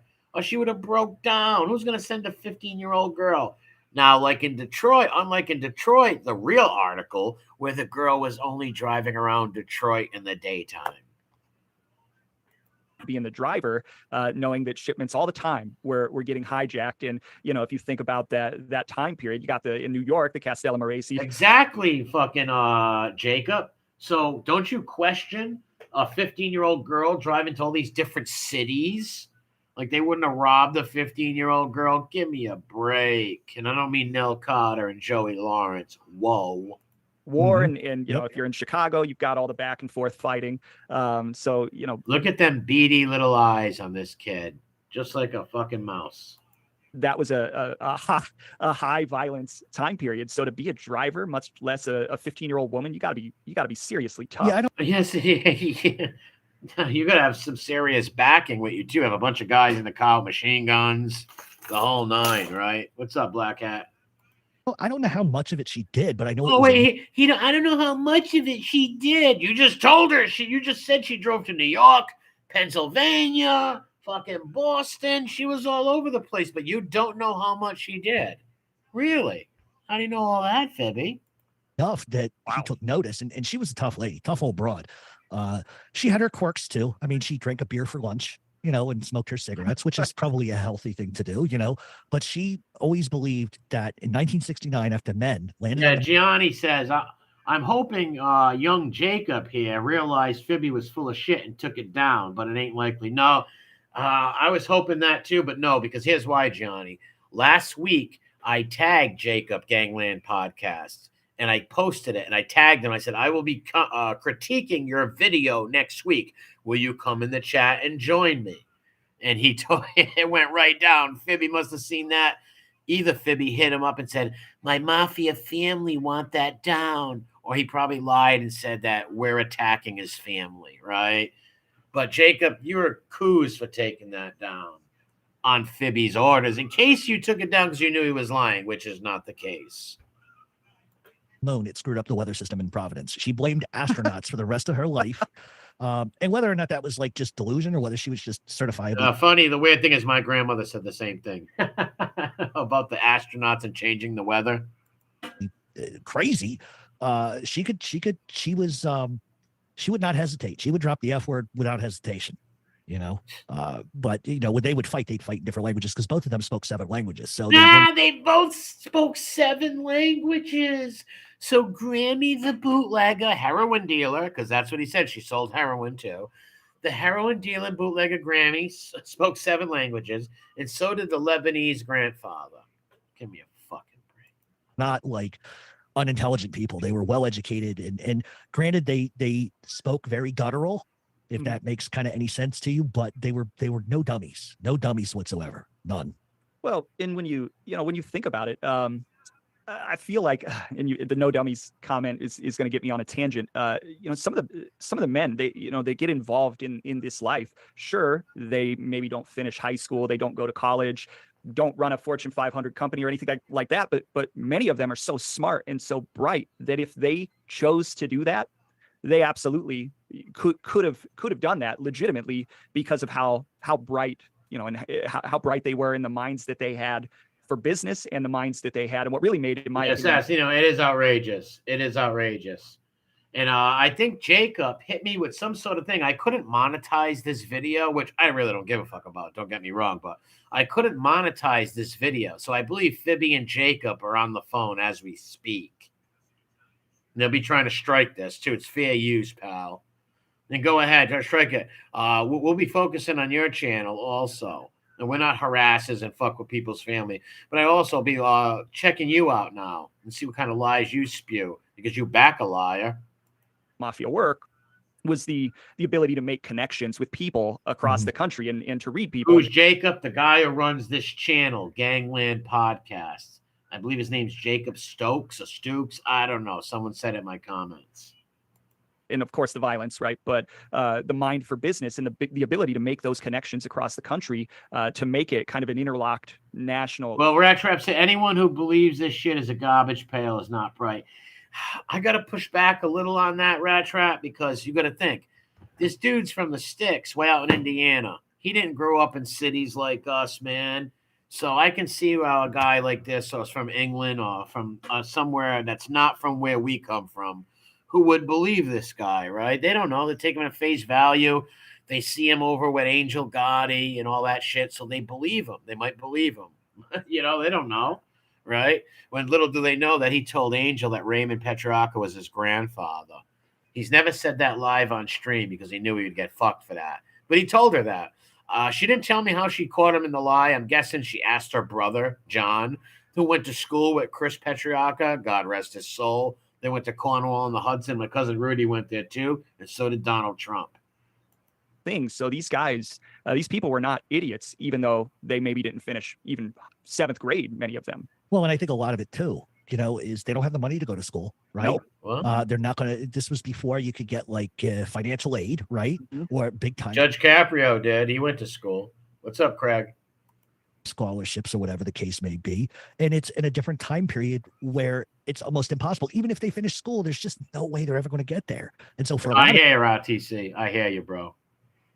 of them, the justification of that becomes, well, I had no other choice, so I did what I did. But if they had that college degree, Yes, B1. Gangland Podcast needs to explain himself why he's covering for Fibby. R.I.P. Judge Caprio, a great Italian American. R.I.P. a son of the hill, a son of Federal Hill. yes, then those doors open to like finance and banking and all of this stuff. But if you look at organized crime as a whole, they're all finance guys. They're all banking And guys. think of this, right, Jacob? Why doesn't Fibby have any pictures, right? Besides the mugshot he took at Joe Badway. Why didn't he have any pictures of his grandpa and all the mob wise guys and things like that? You know, you can go check on my community tab. I got pictures of Rudolph, Rocco, and these are pictures that I took myself and that other people took and gave me, or he gave me, shit like that. I lost most of my pictures in the fire at Rudolph's house. Let me tell you, if I had my pictures from that fire, these wise guy humps would buy them off me for thousands of dollars, but I wouldn't sell them at all. I had pictures of outside of Coinomatic, all those guys sitting around, you know, taking pictures together, prison pictures. I hate even talking about it. I lost it in the fire. R.I.P. Rudolph and Lucy. They're all investors. I mean, they're brilliant. Most of them. There's some that are, you know, not from the peanut factory. Oh, that's right, Rat Trap City. Do your research before interviewing people. I agree with that. But it's like anything else in life. There's a lot of winners, a lot of losers still. You know, That's just right, Johnny. Never no picks to back up none of their stories at all. depends. But the majority of No, men this is it gets better. Don't worry, this gets a lot better. that I have met that come from that sort of career are no dummies. Are just That sort of career. So all the mob guys he met from that sort of career and no dummy. He doesn't know anybody. The Frankie Valli story is full of shit. Where he was with all the Providence wise guys. Listen, if this guy really knew any made guys, he'd be. Oh, they were related to him. His channel's name would be their name, right? Like, give me a break. absolutely not. And you always say to them, I have two guys I talk to specifically, says, you know, you could have been anything. You know, you're doing whatever you do now, but you do realize you're a huge success now. You're a multimillionaire now. You don't need it anymore. What's up, Ruben? What's going on, Ruben? Shout out to Ruben. And they always look at me and say, you're right, but I like the action. Huh. And I said, but you know, So he's trying to say that he knows wise guys, and he was telling them, hey, God, wise guys, you've made so much money. Why do you keep doing wise guy stuff and clippings and whackings? And the wise guy said to Jeff, I like the action. Give me a fucking break. Give me a break of that Kit Kat bar. action is what's going to put you behind the wall. Yeah, it is what it is. Yeah, it is what it is. He said, yeah, it's going to put you behind the wall. This kid's so fucking sick. Come on, all those guys are dead. Why can't you say them? Why can't you say who they are? Right? Fucking liar. It is what it is. That's You that's know? one of my favorite sayings in life. It is what it is. Jesus. Unreal. You have also mentioned on your show a couple of times, and I think you actually did a YouTube episode. I don't know. I agreed with what Ian said. The skinny what? If anybody wants to donate to MRE or the skinny guys helping out tons of people. Yeah, shout out to Joey Marlino, Justice Tech Pros, and Little Snuff, all those guys. Joey Marlino actually helps people. Thanksgiving turkeys, fucking things for kids. He takes care of his fucking area. He goes out and gives people bicycles. Shout out to Joey Marlino, Little Snuff, and also Dominic helps a lot of people do. Shout out to Justice Tech Pros, sub to this channel. 9 or 10 months ago, where you talked about your cousin, and I feel a little bit more comfortable mentioning this person by name. Sure. And if you're familiar with the Providence underworld, you'll know this name, a guy named Joseph Joe Badway. Yeah, Joseph Joe Badway is actually my friend Chris Trockley's cousin, actually. And Chris has real family pictures with Joe Badway, unlike Jeff's fucking one mugshot of him. And why can't, or if he can tell you, listen to this, Jacob. If he can tell you Joe Badway's name, why can't he tell you Secret Mafia Grandpa's name or Secret Mafia Cousin Georgie with one arm's name? Right? Give me a fucking break. So, and he was connected, and I don't want to like bury the lead, but Joe Badway was connected to some very influential people. Yeah, Joe Badway was a real good guy. He was actually Raymond's driver for a little while. And he was a good guy. He was a Lebanese guy. He wasn't a made guy, but he was a good dude and a tough bastard.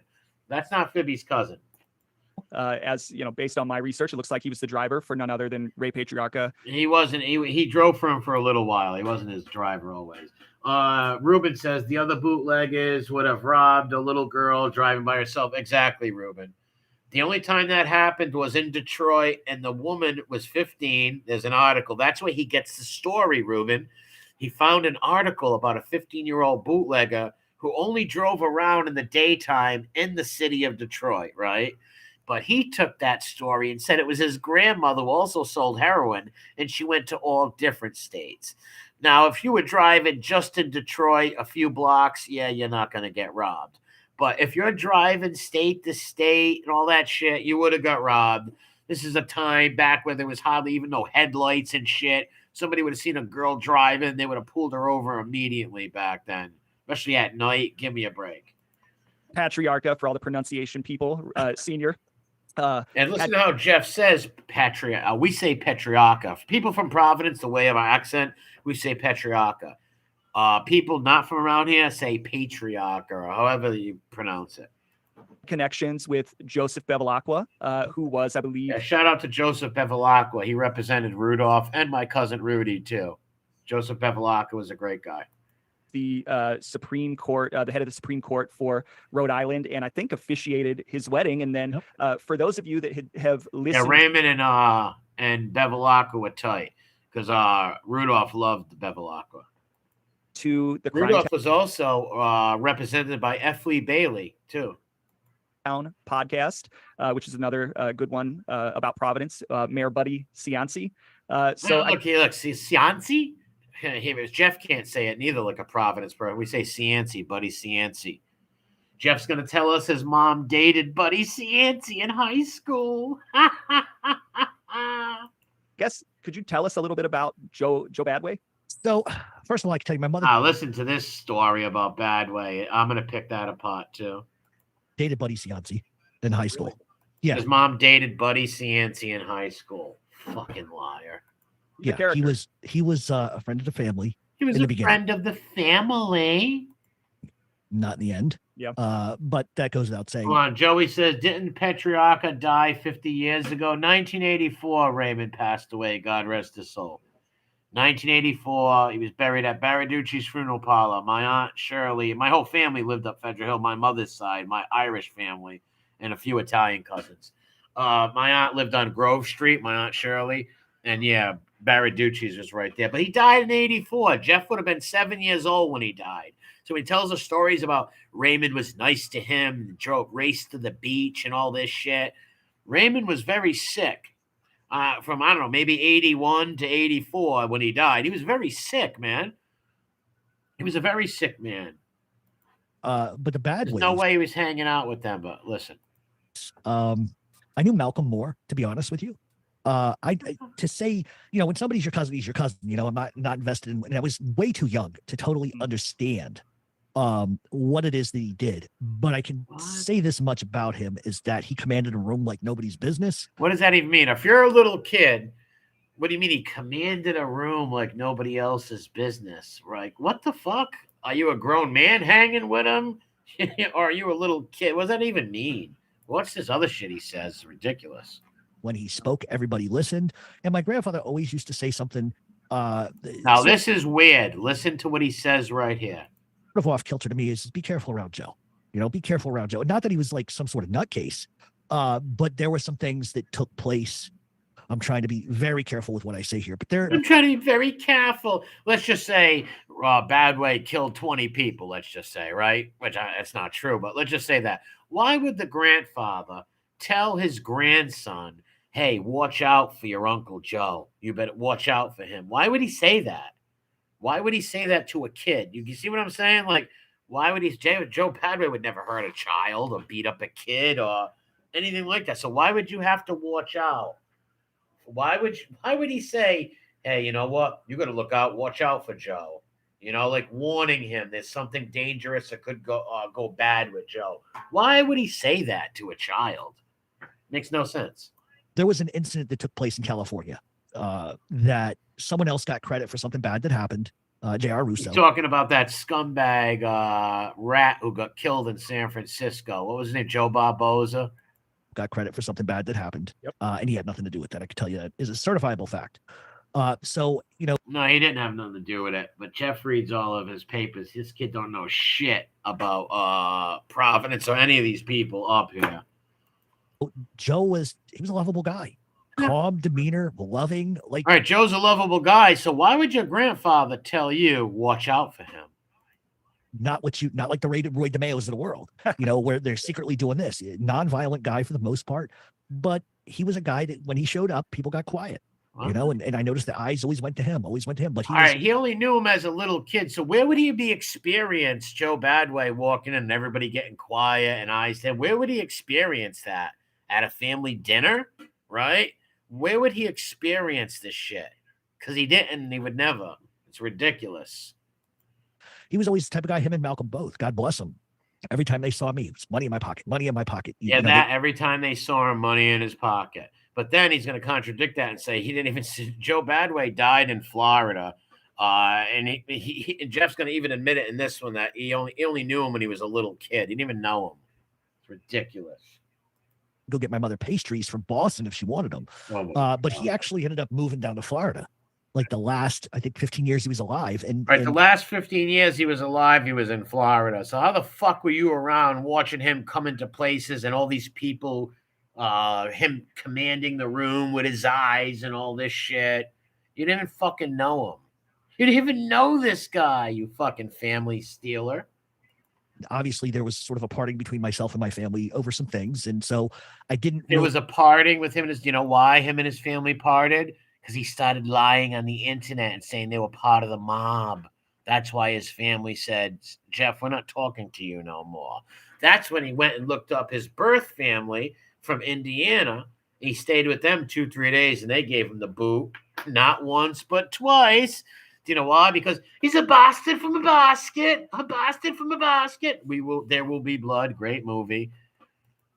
Get to know him that well in his, upper 70s, early 80s. I would have loved to, because there's so many things that I would have loved to have asked him. But he was. You didn't even know him. Like, he last 15 years of his life. You lived in Virginia Beach. You never met this man. You don't know this man. And let's just say he was his third cousin or something like that. You didn't. You know him. You weren't even around him. What are you talking about? You just said it. But yet you've seen him walk into all these places and command rooms and shit. Let me see what Gianni says.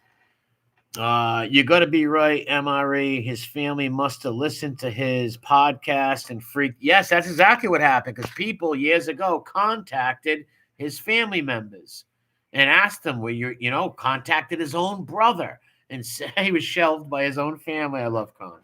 You're not just smart. You're beautiful, Corm. Why would they hit him up and they're like, hey, your family all mobbed up in the Mafia? The brother's like, no, Jeff's a liar. So his family, and that's like me saying my grandfather was a mob guy, when my grandfather was a stonemason and built homes and shit like that. And my grandfather find that out, they would be pissed. Like, wait, why'd you lie about grandpa? My cousins would yell at me, like, why'd you lie about grandpa? You're not proud of him? Give me a fucking break. Legitimate people don't want to be labeled criminals. Amen, assassin, And his grandfather was not a criminal. He was actually, Besides the peeing in the can thing, he seemed like a good guy. But the whole LARPing his prick out, pissing in front of kids makes me think a whole different way about Dry Good Thompson grandfather or Thomas, whatever. Just a knockaround guy through and through. One of the most trusted guys in New England. And I firmly believe had he not been Lebanese, he would have been a fully inducted member. And in fact, it really doesn't matter because he was treated like a Joe Watts, like he was. Look at Joe Watts. This kid is such an idiot and a fanboy. What a fanboy. And mind you, recently, now he's Lebanese since we've been calling him out on this shit. Now he's Lebanese and Cherokee, not half Irish, half Italian no more. And it's just all the Lebanese. And think about this, Jacob, Gangland Podcast.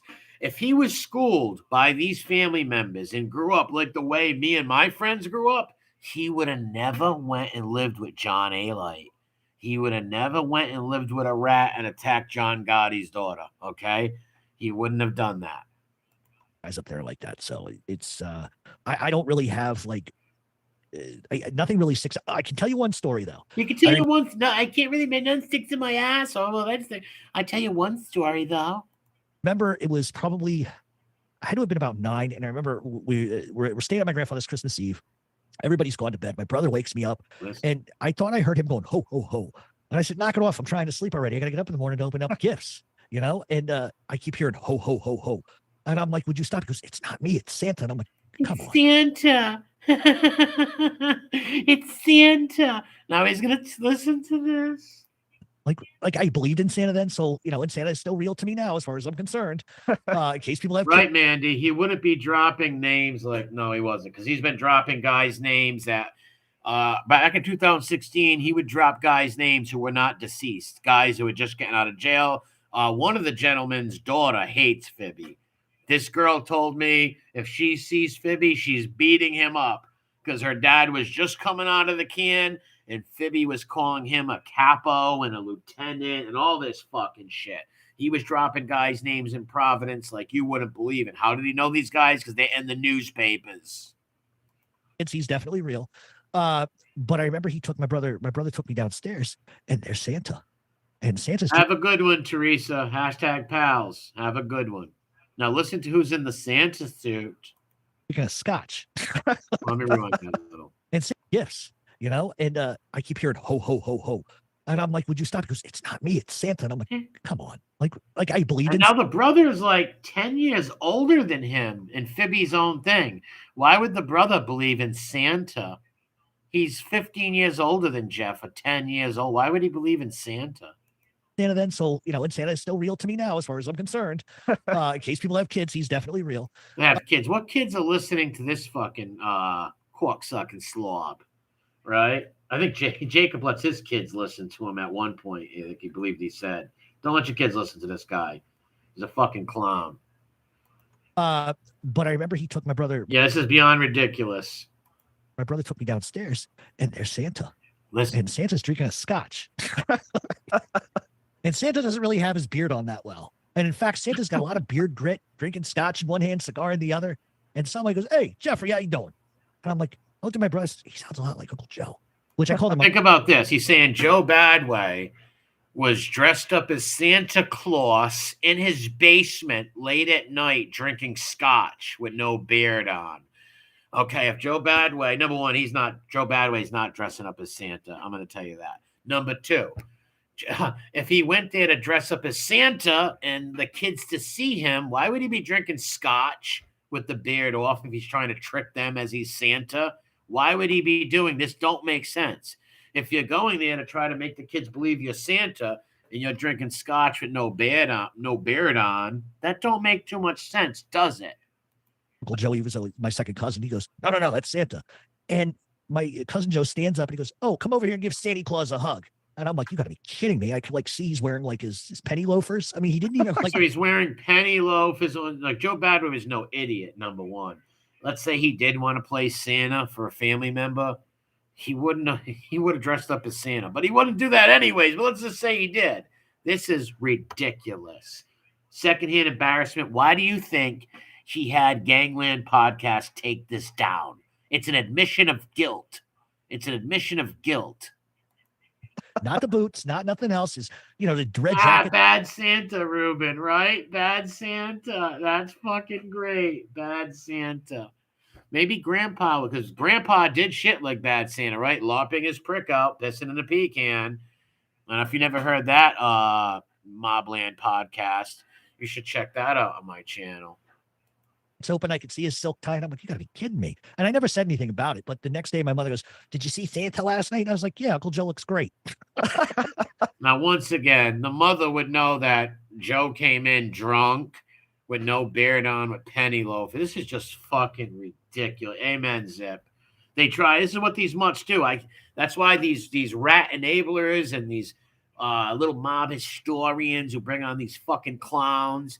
They try to rewrite history just like every rat does. Sammy, the rest of child killing Sammy, Justice Fallon Kaiser, all them people. They try to rewrite history and trash people they ratted on and told on. And then you got people like Fibby Lowmen who come on here and try to steal identities, try to steal people's family members, say they're family of mobsters. Fucking ridiculous. Remember a few months ago he said he was going to have me killed? He's nuts. She's like, he was just playing a trick. It's just a funny trick. And I'm like, yeah. My grandfather's like, did you really pull this crap off of this kid? So, yeah. Wait a minute. So Joe Badway, so Grandpa doesn't know that's in Grandpa's house, mind you. Is in his own house, but Joe Badway is just going to come to the house dressed up as a half a Santa drunk without the grandfather knowing, right? Without the grandfather, this makes no fucking sense. That's one of my favorite memories of Joe. That's right, Assassino. That's right. These humps are just as bad as the rats they promote. You're right. I don't think I've ever told that either. No, I don't think I've heard that. That's a really funny story that I think. Listen, all these stories he tells a few different times, and guess what? They all are different. Cleveland, what's up, bro?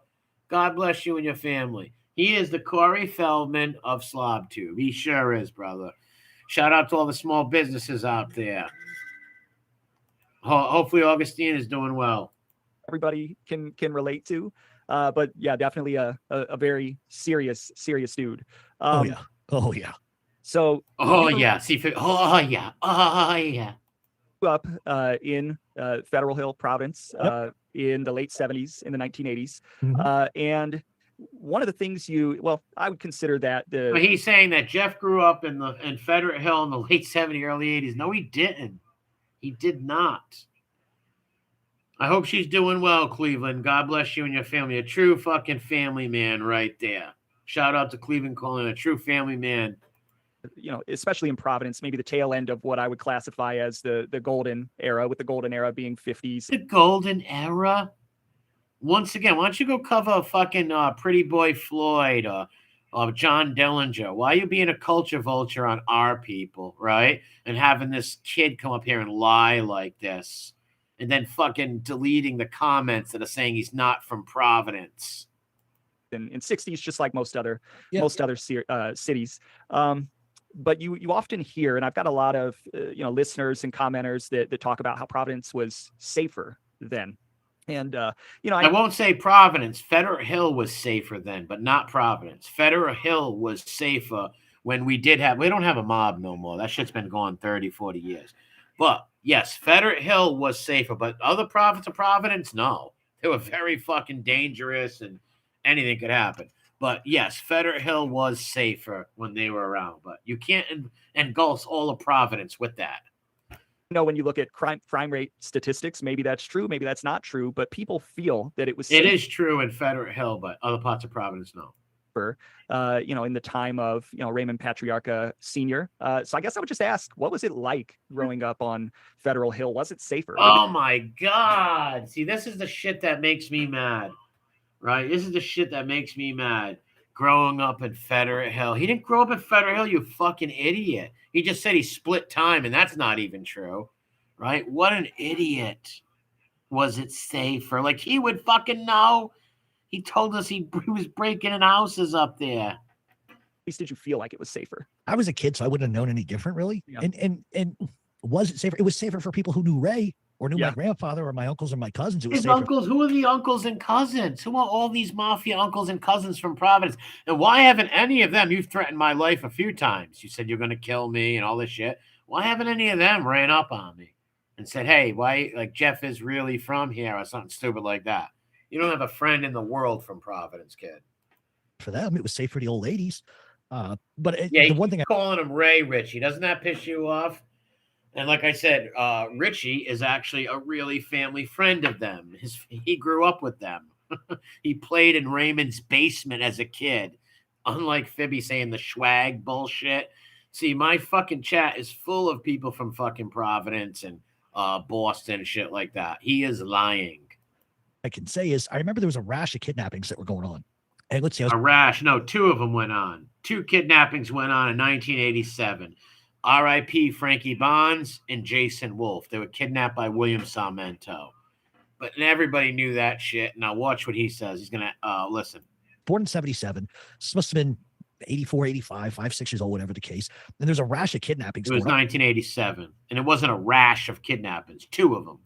On it. It terrified me because every night at 11 o'clock, my father's watching this. Another one got taken off the streets, you know. Now he's saying his father is saying another one got taken off the street. His father's not from Providence. His father lived in Virginia Beach. So why would the father be saying that at night? He did not grow up here. He surely didn't grow up in Federal Hill. You don't know none of the streets. Like I said, my Irish family, my father was born up Federal Hill on Elmy Street before he moved to Johnston. Give me a fucking break. All my cousins grew up in that era, man. And they're like all 3, 4 years older than me, 5, 6 years older than me. They hung on Federal Hill. They lived on Ring Street, Penn Street, Elmy Street, Grove Street. And like it terrified me. And my dad finally like said, "Are you okay?" And I was like, "No, I'm afraid somebody's going to kidnap me." I'm afraid someone's going to kidnap me. Wouldn't you be more afraid of the supposedly abuse of your mom? Supposedly. But he starts laughing. Ain't nobody going to touch you. They're not coming within 10 feet of you. And while that was comforting, what's up, Tim? And his father's telling him nobody's going to come in 10 feet of you because of Secret Mafia Grandpa. One of those oxymorons that you're told, like, what do you mean? Like, who's going to stop you? Superman going to come save me, Batman. But were we safer? I mean, there were certain things that just weren't going to happen, like drugs, for example. Were we safer? See, it right pissing off that he's trying to act like he's from Federal Hill. Number one, he says his grandfather lived in Newport and Medina Ave. That's not Federal Hill, dude. Right? Federal Hill is tiny. He's fucking, his grandfather supposedly had a house near the State House. That's not Federal Hill, man. You couldn't, it's one of the myths, and I really get aggravated with people when they say this, is that, well, the Italians don't want drugs in the neighborhood.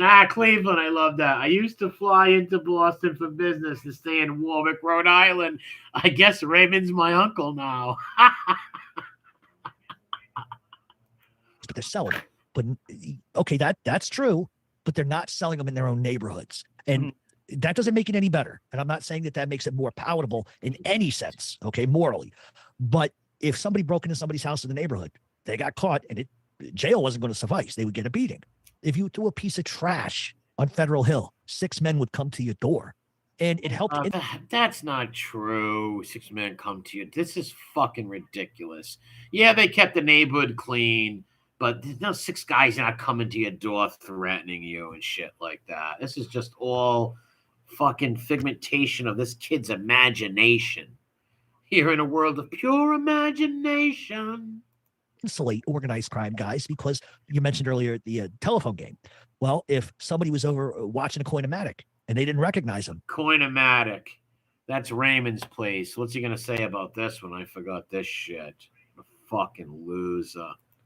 Ray's phone, my uncle's phone, my grandfather's phone ring. Hey, there's some weird car. Wow. Now, all right. There's everybody used to say this is caught in wiretaps where they said Raymond Petrarca had 1,000 eyes. What they meant by that was if people came in the neighborhood with FBI looking cars, yes, old ladies and people in the neighborhood would call up Raymond and tell him that. Yes. But they wouldn't call up his grandfather and cousins until that's fucking bullshit. And he got that. Everybody knows that about the Raymond story. It's been told on every mob goofy podcast around. This kid is an idiot. Parked out. They're taking photos. So it helped insulate him that way. But as far as really being safer, I mean, maybe for me it was. Maybe for my relatives it was. This kid's nuts.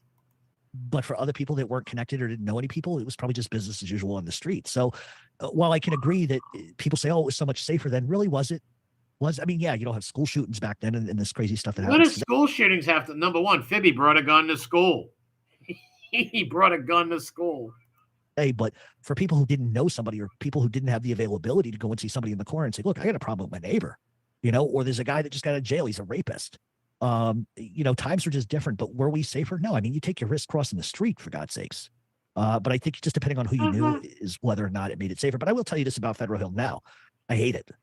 I was back a year and a half ago, and I was just disgusted. He hates it. Like this. Listen to this. Trash everywhere. People just different world. And it's weird because that's home, and that's where, that's home. And he said there's trash. Let me break that down real quick. The Federal Hill Federal Hill is very clean now. About 10, 15 years ago, all the yuppies started buying shit up here. It's clean. Now, it was around 92, 93. Yeah, it was like, a little crappy. It got shitty back then. But now, no. Or even when he's talking about this was done in 2002. Let's say he's talking a few years ago, 2018. No, all the yuppies, they cleaned it right up. Of the love that you have for your family come from. You go down the street, you see your grandfather's old house, and you just sit on the stoop for 10 minutes. Yeah, what he just said? You'll go now. He just said his grandfather lived on Medina Ave in Newport, but yet he's talking about Federal Hill, seeing his grandfather's fucking house and sitting on the stoop. Yeah, what street was that, Fibby? Do you know anybody from the neighborhood? No, you're lying. It's all lies. You just want to take it in. And you got somebody walking by, yeah, go F your mother. It's like, whoa, like this neighborhood's changed. That's not true. Yeah, all right, he went up Federal Hill in 2018 and people are yelling, go F your mother. That's not true. That's just fucking, like, what? Give me a fucking break. And that's what's sad. But I think that a lot of it is just amplified by the fact that he's not there anymore. And so you're kind of sitting there running a film strip through your mind of the old days. And so is it different? Yeah. Was it safer then? Probably a little bit anyway. But then again, with the changing in times, like violent crime and rapes and just awful things like that are just 10 times what they were back in those days. So I think it's generational, but I also think it's time period too. But if you wanted to base it on a level of, 1950 versus 1970 or 1980, I'm sure it was worse. I'm sure people from the 50s would say, oh, it's gone to hell. It's gone to hell. It just depends on which generation you are. I agree. And someday, hopefully in my old age, maybe I can hope to be the get off my lawn. Things were so get much off my lawn guy. That's right. Things were so much better back in our day. From Curtis 50 Cent Jackson. Tommy back. Back in our day. Premieres November 7th, only on Stars and the Stars app. Some people think nature. I gotta skip these little commercials. That's why. On the goings on in Providence, especially in the 60s, man, it was a hit parade. Oh yeah, it's going on. Hey, look at Jeff. Oh yeah, I read all that shit too. Let me read what. Hold on a second. By the way, Lowmen is a Jewish name. Yeah, yes, the last name, and he's always saying that I make fun. I say anti-Semitic things and attack him because he's the Jewish name. No, I never once did that. All I said was, how are you Italian when there's no Italian names? He has an Irish last name, a Lebanese last name, and a Jewish last name. So how are you, your grandfather, an Italian mob guy, right? And he'll always say that. Oh, he's calling me Jewish. I got people in this chat that are pot Jewish and shit. I don't give up. Like, what the fuck? Why would I make fun of him because he's Jewish? People should be proud of their nationality, no matter what it is. Be proud of who you are. I never once made fun of him because he has a Jewish last name. I'm making fun of him because his stories don't fucking add up. Public all the time. We did a two-part episode on Patriarcha, and as you got into the 60s, we really went deep into the two Mafia killings where wow. See, I hate when these people mention this shit. Literally was open right into the public, and I believe it involved the baseball player. I can't Pro Lerner. He was a Jewish guy. It was my uncle Rudolph's friend. Pro Lerner was Rudolph's friend. Pro Lerner was a Jewish dude who actually played baseball He was a pitcher in baseball for a little bit. I don't know if he played. I don't know if he played for like a year or AAA or he played with the Red Sox a couple of times. I could be wrong on all that. But Pro Lerner was a Jewish dude that was friends with Rudolph. I don't know why his name. I did an episode on him, and his name escapes me. But yeah, it was a hit parade in the '60s for sure. And Patriarca was not afraid to go to that darker side. See, I don't like this wise guy hump talk shit, but I'm gonna have to play the whole video. So, as you're growing up, and I know we've spent a lot of time on this, but I find it fascinating. You're growing up on the tail end of Patriarca Senior. He grew up on the tail end of Patriarca Senior. What the fuck? This kid's not from fucking you motherless. It's sick, man. And this is fucking sick. Block that clown show. Go fuck yourself. This ain't a fucking money groping channel anyways. I got some of the best loyalist subs around, you fucking clown. Oh, Black, what's that, Gawky? What is that, you, Jeff? Jeffrey, what are you watching, Jeffrey? You watching and making comments? You fucking clown. You fucking clown. Yeah, Zip. Yeah, the Pro Learner guy. Yeah, he was. 83 or 84. Yep. And after he passes, his son. Make sure you hit the like button. Now, they're going to trash. This makes me mad. Yeah, they trashed Junior also, Raymond, who's actually a great guy. Raymond Patriarca Jr. takes over. And I think in what I can at this point classify maybe as kind of a case of nepotism, although I don't necessarily think of Ray Sr. As somebody who would suffer from nepotism. Patriarca Jr. took over and he just wasn't his father. So pretty soon you had a revolt within the family led by. See, I don't like even listening to this kind of stuff, but aforementioned J.R. Russo, Cadillac, Frank Salemi, so on and so forth. And it was a bit of a messy time for quite a while for the family. And I guess, going through that messy time period, did those goings on affect you in any way? What? No, they didn't affect him. No, they didn't affect him at all. You fucking idiot. None of the... Give me a fucking break. All right, let me just shut up. If it did, I wouldn't have known. Okay. I tried to just think back and he wasn't there, but if he did, he wouldn't have known. Rudolph's kids didn't know. Rocco's kids didn't know. None of those guys, people I mentioned are deceased. None of their kids knew anything that was going on. Just to some different time periods. But what a lot of people aren't going to talk about this. Raymond Jr. is a decent guy. He's a real good guy. I know him personally. And I was friends with his son, Chris, R.I.P. And Damien was very close with him, and Richie. Mailman Nick, what's up, bro? Kim's tripping. What's up, sis? Make sure you give Kim a sub. That's a good buddy of mine. Mailman Nick, check his channel out. He's a good Chicago guy, an Italian-American. He's a mailman. Check him out. Good shit. Never been said anywhere publicly, so I'm going to give you a big deal here. Oh, he's going to give us a big deal that was never said publicly. Listen to this. He's solid and free. Yes.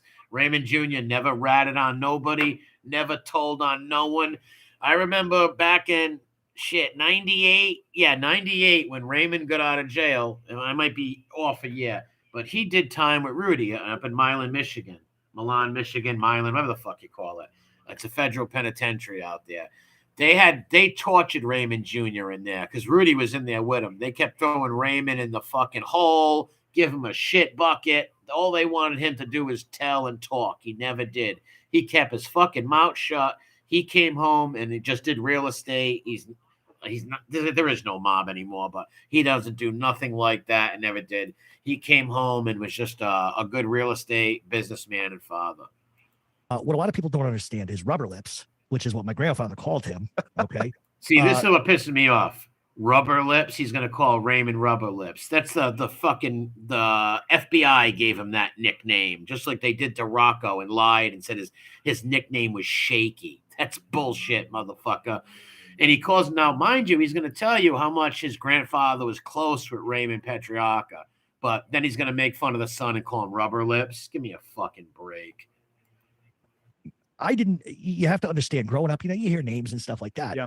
But when you hear, that guy's a effing bum, can't do anything right, he's got no business being where he's at, blah, blah, Why would your grandfather talk to, let's say your grandfather was in that life, which he wasn't. Why would he tell a 6, 7-year-old kid this? Why would he tell you this stuff? Why would he talk shit about his friend's son?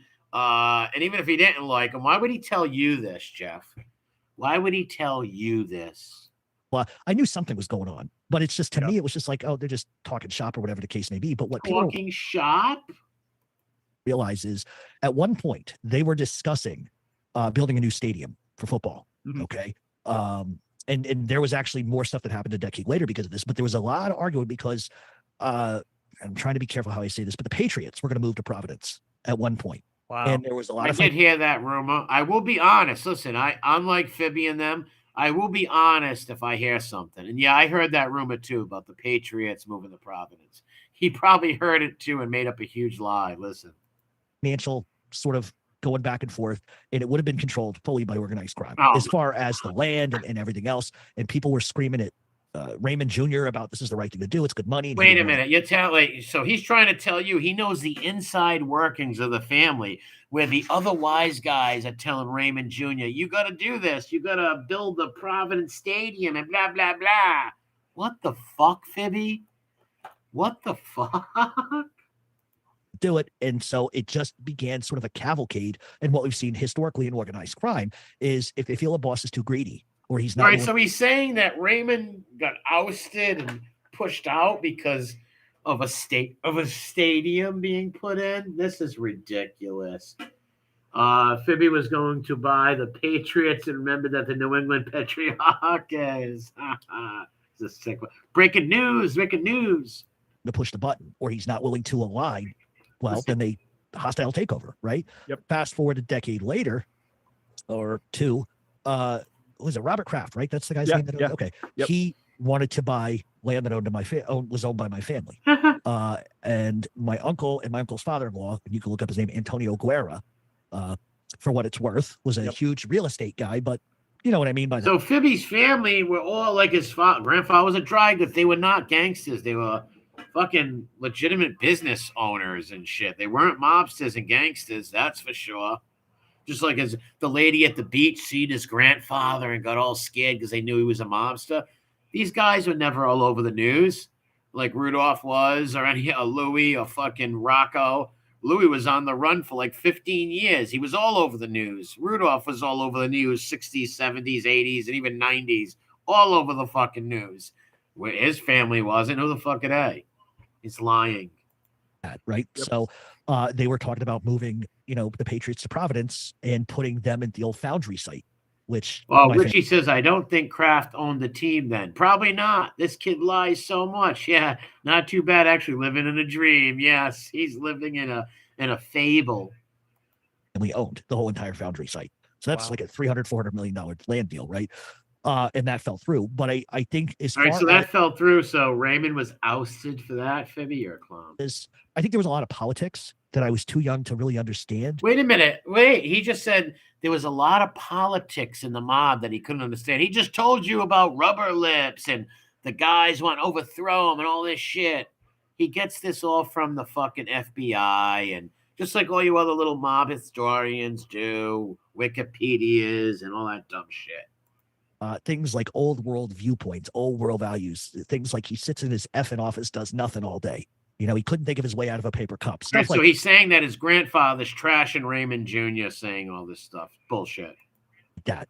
I think it was not necessarily that anybody was going to back J.R. Russo because I don't think that's what people wanted either, but somebody had to do it. But I think at that stage of the game, I think a lot of what my grandfather had been involved in was done. I think he just kind of sat back, let him he always used to say, let them kill each other. Who cares? What? Wait, your grandfather's a made guy in the Patriarcha crime family when there was one.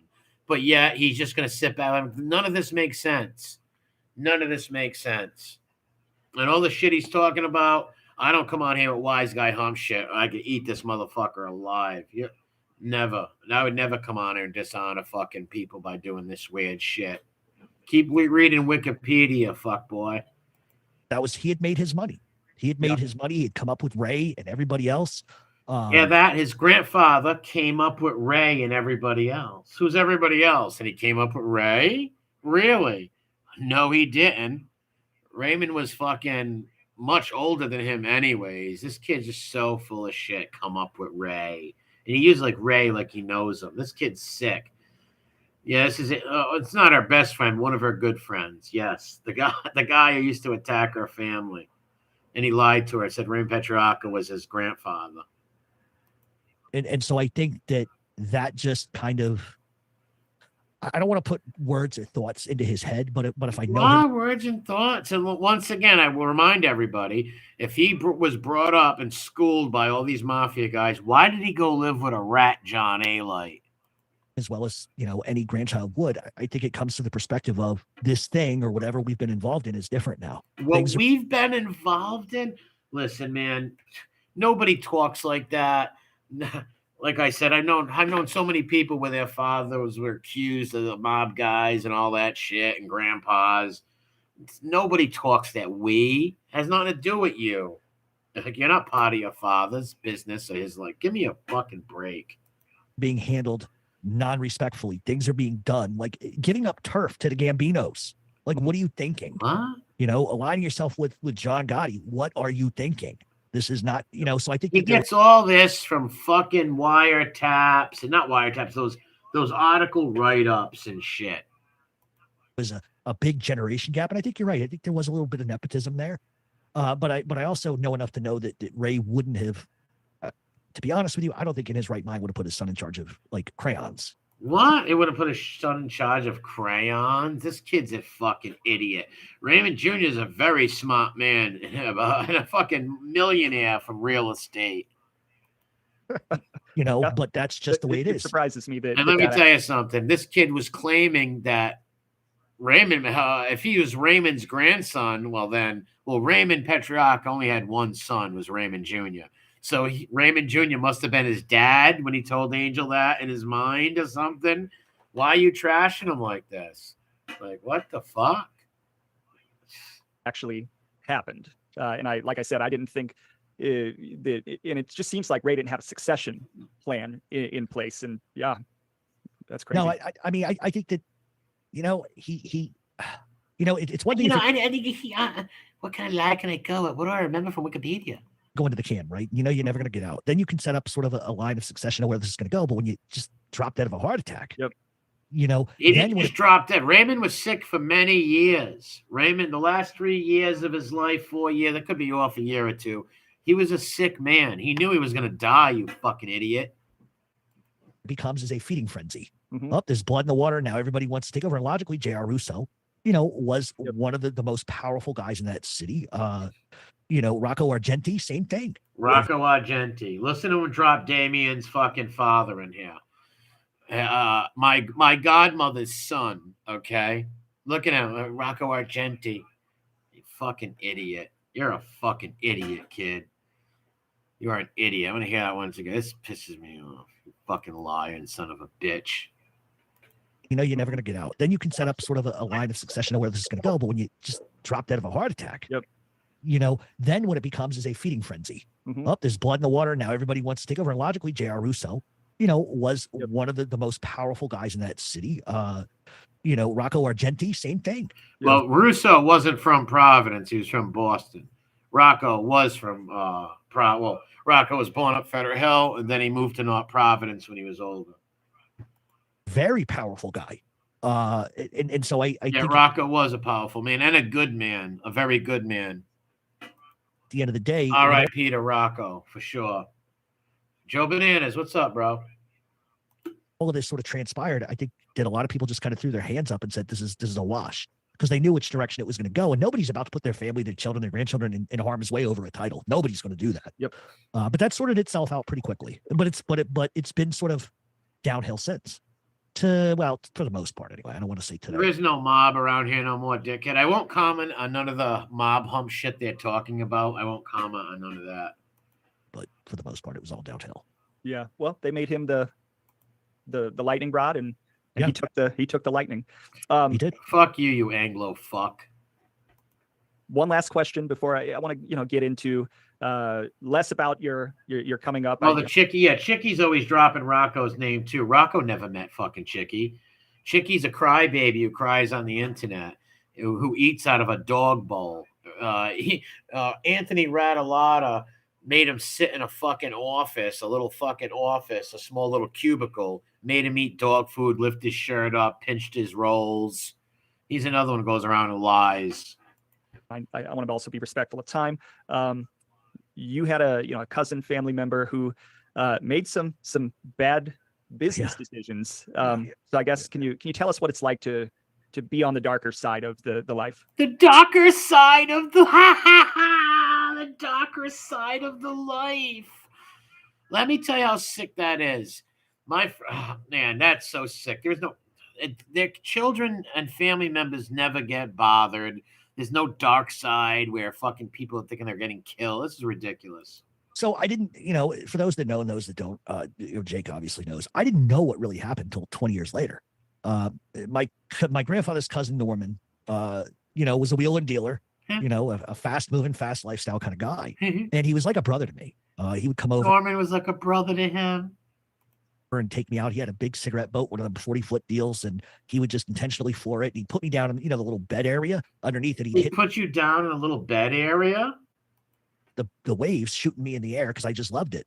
He was always taking me to the Narragansett, always buying me ice cream, always huggy, kissy, very affectionate. Very huggy, kissy. He's always saying that. Very huggy, kissy. This is some weird shit, bro.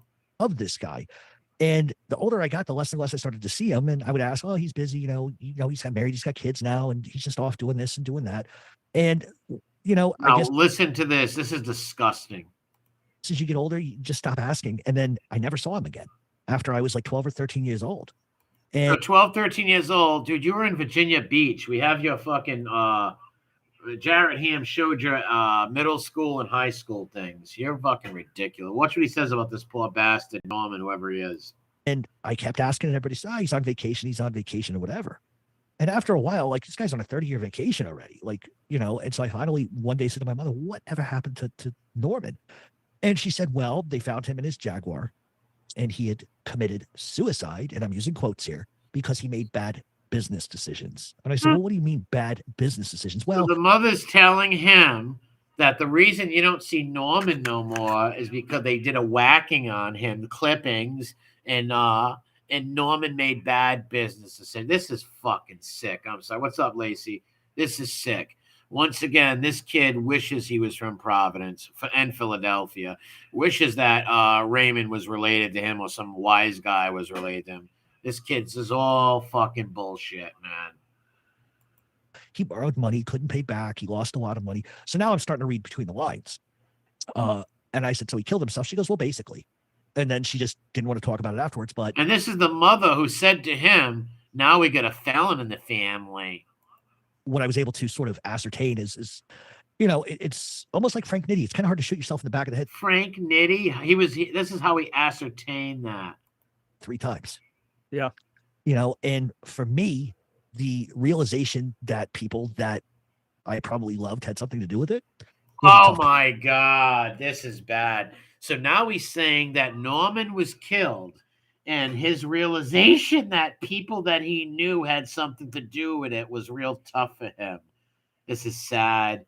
This actually makes me pity him. You are a pathetic man. Texas Joshy, what's up? If anybody just came in, this guy is a liar who's lied. He said he was from my city, said he was related to mobsters and guys and all these guys and people that I knew and family members that I knew. This kid is a fucking idiot. Pill to swallow. But I think what enables you to escape that is you don't know. He just said there was a tough pill to swallow when he found out that Norman was killed and most likely people he knew did it. You know how stupid that sounds, bro? Oh my God. Heading out for dinner, wanted to support the channel. Oh, I'm on a different channel. That's why. Yeah, I'm on a different one. I did it on the wrong one. You don't know, and you're never going to know. And chances are whoever was involved, if that's the way it went down, they're dead now anyway.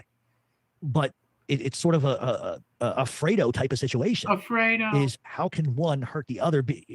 It's always blown my mind. And I think that when you live on all sides of this, so it's different. If you're a guy such as yourself who enjoys history, enjoys the stories, enjoys the politics, likes to do research, you have the comfort of being able to put the book down and go into bed at night, right? I don't. because I live with that Wow. specifically. And there's been other events that I'm not going to get into, at least not until, you know, some of my family's dead. Some of his family's dead. This kid's so full of fucking shit, man. But I think it's just when you love people so very, very much and you can see the other side of that, it has a way of really warping your mind.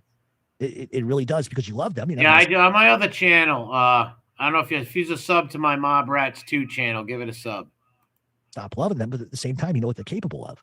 And being young and being impressionable, you think that's power. And my grandfather used to always say, power is not the matter of life and death. Power is with a look. A look? Of knowing it could go to that. Like, sort of like a threat, you know, like just giving somebody a look, knowing what I'm capable of is more, people will be afraid of you for the rest of your life, knowing what you're capable of versus issuing a threat. A threat. Oh, look, this is ridiculous. Why did he do any of these bad? He's crazy, man. He makes shit up. Does nothing, but a proven history of not, the old saying, fuck around and find out, you know, applies. And so for me, it's a weird place, even at almost 46, to be in, because you love them, but you know that somewhere down the line, people have probably done some very despicable things. But that's them. And so maybe I compartmentalize that myself. You know, I don't know. There are, you know, from my research, it's never, in rare cases, it's somebody all bad. Somebody's, you know, completely insane. There's a lot of shades of gray. What's up, Rottweilers Gang, Corsos? Make sure you give my other channel a sub. And there's the human side to a lot of these people, and then there's the other side, the things that they've done, which get compartmentalized. And I can't imagine what it would have been like growing up with that knowledge. And that brings me, I think, to my next sort of set of questions. I feel like I'm just probing you with questions. That's all right. Is a young Jeff Canarsie grows up, right? And at some point you become rebellious and you begin to get into the criminal lifestyle. Yeah. So what happened? How did that come about? Well, it started at age 10. And I don't think I've ever told this story, but it was hot outside and there was a neighbor that had a nice pool. So what's better? Hey, we're hot. Let's go jump over the fence and go swim into this guy's yard. And listen, now, mind you, there's no pools up Federal Hill. This guy's sick. The link, I don't know. Harmless. We all knew how to swim, you know. Yes, is that illegal? Sure. You know, is a neighbor really going to get pissed off that a couple of kids? Well, yeah, they're probably going to worry because it's like insurance. If something happened, I get it. But while we're in the pool, one of these dopes I was hanging out with said, well, I'm thirsty. I'm going to go in the house and get a drink. So now we've gone from like yard jumping to breaking and entering. And this is at 10 years old. Okay. And he goes in, and being the sucker that I am, I follow right behind along with 4 other kids. And he goes into the fridge. He starts drinking soda. Then he throws it across the kitchen. What the fuck? And most kids at 10 would react like, this is not a good idea. Everybody saw us in the backyard. Like, you know, but when you're 10, you're innocent. You don't know anything. Then he grabbed a carton of eggs and starts egging the inside of the house. And of course I participated because it's stupid shit kids do. And so anyway, we end up leaving. And this is what's the crazy part about the story is the next Saturday, I think it was like a Wednesday or Thursday, we did this. Apparently the family was out of the state or whatever the case, but they left the doors wide open. These are in the days when you could leave the door open. And there was a knock at my door. And I don't know who was visiting or whatever. I was in my room and I hear my father go, Jeff, can you come out here, please? And I knew right then I was just in trouble. And I walk out and there's the guy that owns the house. And my father goes, did you go in so-and-so's house? I said, no. And he looked at me, looked at him. And the guy goes, he's lying. My father goes, how would you know? He goes, I got his fingerprints. And my father goes, what? He goes, I'm the head of the DEA in this city. Oh, man. Now, mind you, he tells us that his father is a Black Ops CIA person. Black Ops CIA. How did a fucking local cop shake you down? We've got 12 witnesses that saw your son go into my house. And so my father said, Jeff, go to your room. And so here's what happened, though. He shook my father down for like $10,000.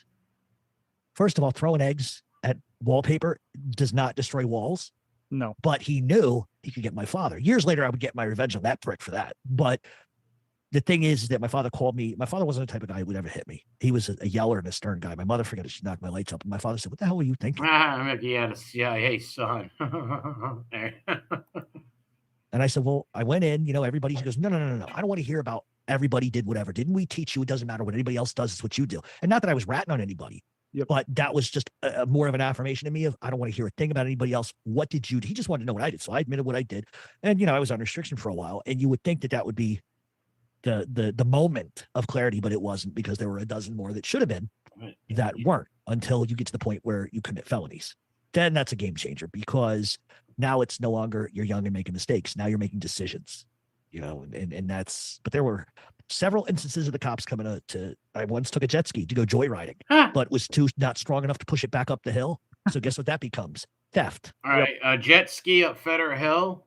There's no jet skis up Federer Hill. What is he fucking talking about? What are you, in the Providence River? And stupidly, I get home from school. I knew what I did. And I said, you got to come help me, my friend, so we can put it back in this guy's yard. Thinking this guy had no clue that it was, he probably heard us rotting it at like midnight in the river. But we went back to the woods to like push it back up the hill. Oh, we run right into what river is in Federer Hill and what woods are in Federer Hill? I don't know. He goes, oh, what are you guys doing here? Oh, nothing. We're just playing in the woods. He goes, yeah, sure you were. Next thing I know, the cops are at the house. And the cops came. I denied it. My mother threw the cop out of the house. She was spitting out. My son would never. But I tell you what, the second that those spitting at him, I think he gets that from the Goodfellas movie, right? I think he gets that from the Goodfellas movie. Taillights were down the street. She beat the hell out of me. She knew I did it. Parents know. Oh, absolutely. Parents know. I was a horrible liar. But you still are. You still are a horrible liar. Love to tell you that was the last of my interactions with law enforcement, but it wasn't. It seems to be just the beginning. And at a certain point, all kids are to some degree stupid. I did stupid things. I've egged houses and did dumb things when I was a kid. Been going on for 2 hours. I might do part 1 and 2, people. I think I'm gonna do part 1 and 2. Yeah, I'm gonna do this as part 1, and I will do part 2. So this is part 1 of this. I'm going to stop it here, and maybe I can do part 2 because I just got a text from somebody. I got a thing to do, family aunt shit stuff. So I got to end this right now. I want to thank everybody for the Cash Apps and watching, sharing, hitting the like button. Come back, leave some comments, please, and God bless you all. I'm going to be doing part 2 maybe tomorrow, and you never know. If I get back early, I might come back tonight and do a part 2. I want to thank everybody for coming and watching this bullshitter and Gangland podcast. Dude, I don't know if you believed his bullshit, but he is lying. I don't know if you took it down to cover for him. Tranbo stuff coming, or you just or you realize he was lying, or you're just doing him a favor. I don't know, man. He's a sick. Hostage stories. Yeah, the hostage story's coming too. Yeah, I want to save it because it's going 2 hours. I don't know. This will be a 4-hour stream. I had a feeling I have to break this up, but this was part 1. Stay tuned for part 2. God bless you all.